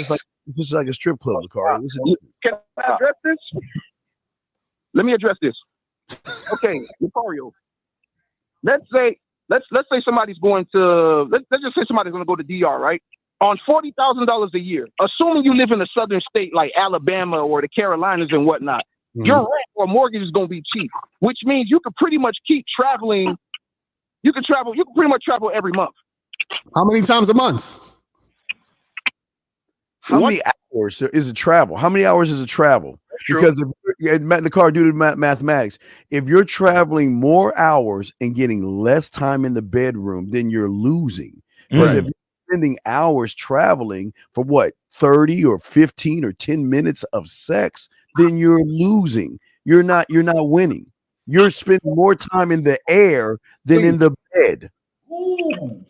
So let me add this real quick. Hold on, real quick. Hold on, callers, real quick. I got to call the. All right, so at 121, Clarity says that's not the average passport, bro. This argument is just disingenuous. Call up, then, nigga. Right, because I can't stand when you bitch niggas make these comments. Call up and present your argument. Because the average black man makes this amount of money. Because for all you statistics loving niggas, this is what they're saying. And my question to you guys is this: wouldn't it make more sense just to get the girls to come over here? Right? If the women are so cooperative and on point, why don't you just go on Tinder, set your shit for Brazil, Colombia, all this other shit, holler at the chick, tell her to get on a plane, and she'll be a passport hoe, and she can come over to America. Why can't she do that? Yep. No. Hey, wait a minute. All right, let me address she can't afford it because she broke. Hold on. Let him address it. That was too soon. Go ahead. Go ahead. Address the question about why they can't come over here. Okay, I'll say this. Okay, here's the thing. If a guy is traveling, he should be traveling to see if that's the place that he wants to move to full time. Because if he's just traveling just to be traveling, then he's fucking off money that he could be investing. Now, in order to address what Lucario said, what Lucario said, bro, them girls make $400 a month in their country. Like, come on, bro. What? And you heard. So 400. Yeah, so you're proving our point again. you just then Case I can just ask, are you dealing with women who got their own shit, who got this on, and now you're saying they only got a $400? You're proving our point. Right. No, bro. Their exchange rate is completely different from their money to ours. You're the mark. Okay, so why don't y'all use your game and your charm to get these women to come over to you, to fly themselves out to you? Right. Did you not hear what I just said? Okay, wait, hold on. Maybe I didn't hear what you just said. Could you please repeat it? This is Obadiah, right? Please repeat it for you. Yeah, please. Absolutely. I said that their exchange rate is not the same. So if I have Thai baht, that's the same way that my dollar goes to $34. Yeah. That means that when they come over here, their dollar is like a penny. $0.34, yeah, or 1/34 of a dollar, right? I get it, but still, man, what about your influence though? Because you the man, right? You the man, so just spit that game and get her to fall in love with you so much through the internet that she will save her money instead of the average man in America saving his money to go see these bitches. Why don't y'all get the average woman over there, even though she might be poor, make her save up, pledge that allegiance to you, and come over to you? Miles, they're in love. They're in love. They're in love with the tricks. The trick is in love with the trick. It's y'all in love with the why can't you do that? Why can't you tell the hoe in Colombia, hey, listen, I'm gonna need you to come to New York or to Vegas or whatever. And she's gonna be like, you only make $20 a month. Well, hoe, get your ass on the track, fuck these niggas. Why can't you do that? Because look, like Obadiah said, Obadiah, you said you've been to 60 countries. So I mean, bro, you met all types of different type of women, right? That some of them had careers, some of them didn't. So where are the ones where are they at, bro? Why they not living with you in Vegas? Miles, you wanna know why? Because his fuck game is so weak. Because if you were all about what you're saying in those 60 countries, they can say, wait. Why do women say, well, sir, what can I do to come see you? I will fuck other guys. Like Lucario said, I will give my pussy away so I can fly to see you. Sammy, that shows you that you're just there to fuck and you're in love and they don't want you. After they get done, they wipe themselves up. Let me say something real quick. Hold on real quick. Clarity, my bad, bro. My bad. I thought you, this is why when y'all make comments, y'all got to be clear in y'all comments. Cause I thought you was talking shit about us. You was talking shit about the caller. All right, cool. You cool now. So Willard, explain. Yeah. Why can't y'all do that? Why the bitches coming? Okay, it's like what Obadiah said. You guys obviously are misinformed about the traveling game. But the exchange rate don't matter though. If she wants you that bad, she'll make it happen. Let me explain. Go ahead. Explain. Go ahead. In America could go to damn near any country. For a woman to come to America, she's gonna need a visa and all of that. That's a long bitch. If she wants you that bad, she can go to the fucking emissary and apply. Again. Wait, hold on. Let me ask you guys a question. Has there ever been, hold on. Has there ever been a person, man, woman, whatever, that lived in a country that's not America that was able to get to America? Has that ever happened ever? Called a boat and plane. But that's because they were trying. Let me. Okay, hold like this. Wait, no. That's because what? That's because what? Years. Huh? You're talking about somebody who put in years, and the reason why they want. I'm talking about somebody who's put in the years of work, and they were trying to come to America to get the American dream, not for a man. Okay, so how come you not the American dream, my nigga? How come the American dream? That's what we're talking about. The same way they desire to get the American dream, which is why they came over. How come you are not the American dream that they will come over to get? That's what we're talking about. Real quick.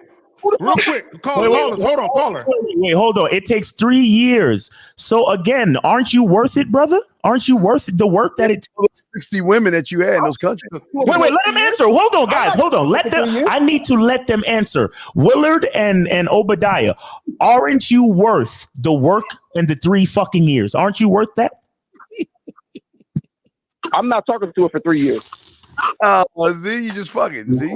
Let me say this. Let me say this, and I'm gonna pass it back to you guys. And for the callers and anyone listening, y'all can Google this. There was a woman, a black woman, no doubt, here in America. She paid $1,500 round trip ticket to go see a man. Mm-hmm. She met this nigga online. She wanted the dick so bad. She paid $1,500 to go see this guy. Mm-hmm. Now, it didn't work out for her, because the nigga was a fuck nigga. But that's besides the point. She paid $1,500 of her own money to go see this nigga. Right. There is another story of another black chick. Like, y'all like to talk about black women and shit. She drove 7 hours to go get some dick. Mm-hmm. And she was talking about how she was popping NoDoz or whatever them pills you take to stay awake and shit. She drove 7 hours to go get some dick from a nigga she never fucked. Right. So I said all that to say this: women will sacrifice some shit for good dick or dick they would think they would be men. For men. Yes. Exactly. All right, hold on, guys. Hold on. We still got Obadiah. We still got Willard. But I'm gonna bring on 347. 347. You're on live with the Real Game No Theory panel. Let's get your name, age, and city, and how can we help you? This is D Money, 21. From New York. Oh shit, another 21-year-old D Money. What's going on with you, bro? What's on your mind today? Yeah, I don't know why these red pill niggas define average nigga with their height and money. Like, that shit is stupid. Okay. Like, why do you think they do that? Like, I don't care. I really don't care. What's going on with you though? yeah, what's going on with you though? Yeah. That's that same passport bro from yesterday. Yeah. Tell him he can hear you. Go ahead. You speak to him directly. Speak to him directly. He can hear you. Yeah, bro, just get the girls in the come. Just get the girls in the come here for you instead of you going overseas for them. Okay. Your life would be so much better, bro.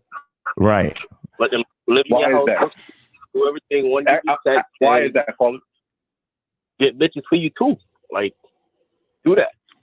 Why would it be so much better for that person, for a lady to come over to America? Why would it be so much better? Let him answer this, please. And you could have these bitches doing OnlyFans for you, make you more money too. But you can do that in the other country too, right? For cheaper. It's better over here because currency's more. Like, it's easy to get money over here because there's a lot of simp niggas out there. That's not true either. That get no. It is. Well, that's why y'all travel. Oh man, now y'all pausing this shit. All right, look, D Money, we appreciate the call, man. Appreciate the insight. He ain't got no merit to what he's saying. Nah, y'all niggas is pausing. Y'all niggas is pausing. Hold on. Now you want to talk, right? Hold on. All right, so we got 111. 111, you're on live with the Real Game No Theory panel. Name, age, and city. How can we help you? 111. This is David. I'm from Birmingham. My age is 30. All right, David from Birmingham. What's your question, bro?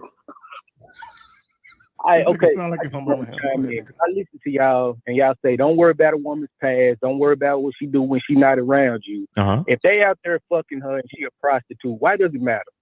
You can't say not to worry about it and then turn around and worry about it. Well, it doesn't matter to us. It's just that they think they're doing something. They're tricking, and they think because they're tricking, they gamed up. That's what the problem is. So they're giving false information to young men, telling them. Game is kind of time consuming. So in a way, you tricking the time. Well, what? No, oh my god! I am got it all wrong down there, son. I'm not tricking that way, son. I don't understand what you're talking about because the game is not about women, man. So if we're not talking about women and we talking about man, what the fuck? Caller, how is game time consuming? If the game is about you and you doing what you want to do, what's the issue? No, what I'm saying is how is the game time consuming? Let's see. I have, let's say, a woman, she'll fuck for $40. I give her $40. It's done in under 10 minutes. Versus with game, let's say I talk to her for a week or 2 weeks or something like that.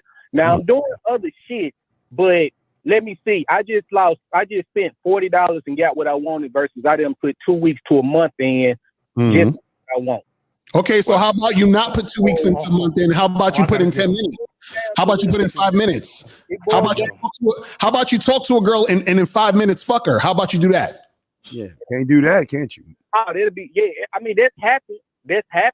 But you know, it goes back to what you thought. Has it happened for you though? The environment that's happened. That has happened. You do have a point. No. Has it happened for you though? Huh? Has it happened for you? I just said it did. Yeah. So how many times? How many times have you fucked a chick the same night you met her? Hold on, caller. How many times? Caller. Listen, hold on. We're gonna let you speak. How many times have you had sex with a woman the same night you met her? Like 3 or 4 times. Okay, so now, if that happened 3 or 4 times, then why are you paying? Okay, this is what I'm not paying. I'm just traveling in. I'm not paying it out. What I'm saying, you know what you're saying. No. But this is the thing. You saying that you live in that life. So if you live in that life, then where's all this time consuming? If you fuck 3 or 4 girls without no time spent, or hardly no time spent. Where are you coming from with that? Then it goes back to what the other guy is trying to say to you. The rate at which it happens. That's not something that happens often. Okay, now let me ask you a question. Is that a you problem or a problem for everyone? Caller, is that a you problem or is it a problem for everyone? You go. Say it to me. It's problem specific. It don't matter what you're talking about. Somebody might be too short. Somebody might be too tall. The answer is it's a you problem. A you problem. Say it's a me problem. That's what you say. I just told you that it's happened. What y'all do is y'all try to spin shit so y'all can win. No. We're not spinning anything. We're saying exactly what you said. You said it doesn't happen often. You said it doesn't happen often. So that means that you're trying to make it happen and you're not able to make it happen often. So that is a you problem. Whereas another guy, it happens to him often. You see what I'm saying? So if this was everyone's problem, this would be something that's happening to everyone, and it's not. Don't help me shit. What the next man eat don't help me shit. Right, exactly. So it's a you problem. Okay. Right. It's not a me problem. I gave you an example. Yes, you gave an example from your life, which shows that it's a you problem. Okay. Now let's talk about the exchange rate. You live in New York. That's like living in the North versus the South. If you could get a house for cheaper, you're going to get that house for cheaper. That's just what's gonna happen. What? Wait, say again? Money. Let me pay full regular price for it. That's stupid. Wait, say that again. I missed all that. No, all he said was is that if you live in a major city like New York and you want to buy a house, you'll move to the South where real estate is cheaper. That's all he said. Okay, but what if I want to be in New York? That's all I said. That's just common sense. No, but what if I want to be in New York though? I don't want to be down south. Okay, so that's where you want to be at, right? Okay, so they want to be overseas where they get more. No, they don't. No, they don't. Caller, see, caller, stop. Caller, the caller, listen. Don't do that, bro. These men don't want to be overseas. They want to get pussy, but they can't get it where they're at, so they go overseas. Don't say that they want to be overseas. They couldn't care less about the Brazilian culture. They couldn't care less about the Mexican culture. They couldn't care less about the Colombian motherfucking culture. They want pussy, bro. Miles, I'm not discounting nothing you saying, Miles. I'm saying if that's what they want, if a motherfucker got a peg leg and one eyeball and he can't get no bitch over here, and he go over there and he getting bitches. What's the issue? Okay, let me get him. Let me get him. Go ahead, K-Zag, and I'm gonna go after you. Go Let me ahead. get him real quick. And I'm sorry. Hold on, caller, listen. And see, and this is what a disconnect is. This is why people think that we're hating on past bros. We got an issue with them. We don't give a fuck what you niggas do. We don't. The only problem that we really had was a couple problems. Hold on, caller. We let you talk. Caller, we let you talk. Caller, listen. We don't care what niggas do with their money. Amongst some of the issues that we have is niggas act like they players when they some payers. Know what I'm saying? Don't disrespect the game when you a trick and you acting like you winning. Know what I'm saying? Because you paying for pussy. Don't do that. Because a fat slobby nigga can pay for pussy and get more pussy than he can get in America. So don't act like you winning because you paying for shit. That's one thing. The second thing is niggas is disingenuous. Caller, listen, nigga. Hey, nigga, don't let me curse you out, nigga. Listen. Okay, listen. I'm trying to be respectful to you. We let you talk, nigga. Let me talk. I gotta keep him on mute because he. Okay, let me talk. Let me finish my thing. For all the passport bros and all y'all little minions and bitch ass niggas that support that bullshit, we don't care what you bitch niggas do. Our only thing is don't get on YouTube and lie to these young teenagers. I've seen too many high school niggas get under these passport bros videos, man. You know, I'm abstinent, man. I'm celibate. I'm waiting to get my passport before I even talk to another bitch. You fucking up these young niggas' minds, and these niggas can't. You're not teaching manhood. We teach manhood and identity. Shout out to the masculine identity. We teach that. Going overseas to get some pussy because bitches won't fuck with you here, that don't help you become a better man, nigga. It just help you get your dick wet. Y'all niggas some hoes. Y'all some bitches. And we tired of you niggas acting like you niggas is winning because you fucking on some bitches. Right. I got it, man. God damn. Listen, we on super OT, and I'm really not going to stay here forever talking about this shit. So I'll give homie from Alabama the last word. Go ahead, bro. Oh yeah, like I said, I watch y'all separately. I watch all y'all together. I fuck with y'all. I'm not a part of the movement. Okay. At all. Okay. But it's just the shit. Just let people do what they do. You know what I'm saying? Okay. Yeah. No, yo, we look. Yeah. We're here to let people do what they do. It's just that sometimes dude call us up and ask us advice on shit. So we here to give him advice. That's all, bro. I be listening to Willard all the time. I ain't gonna lie. I like watching him and Steve go back and forth. This shit funny as hell. Yeah. But that's just all I had to say. I fuck with everybody up there. Steve, I don't like your ass. You got a bad attitude. I still watch you though. I'm just being honest with you. All right. We appreciate you for still watching, even though you don't like that. You don't like Steve's attitude. But you be safe out there. Have a happy holiday season and take care, man. We appreciate you.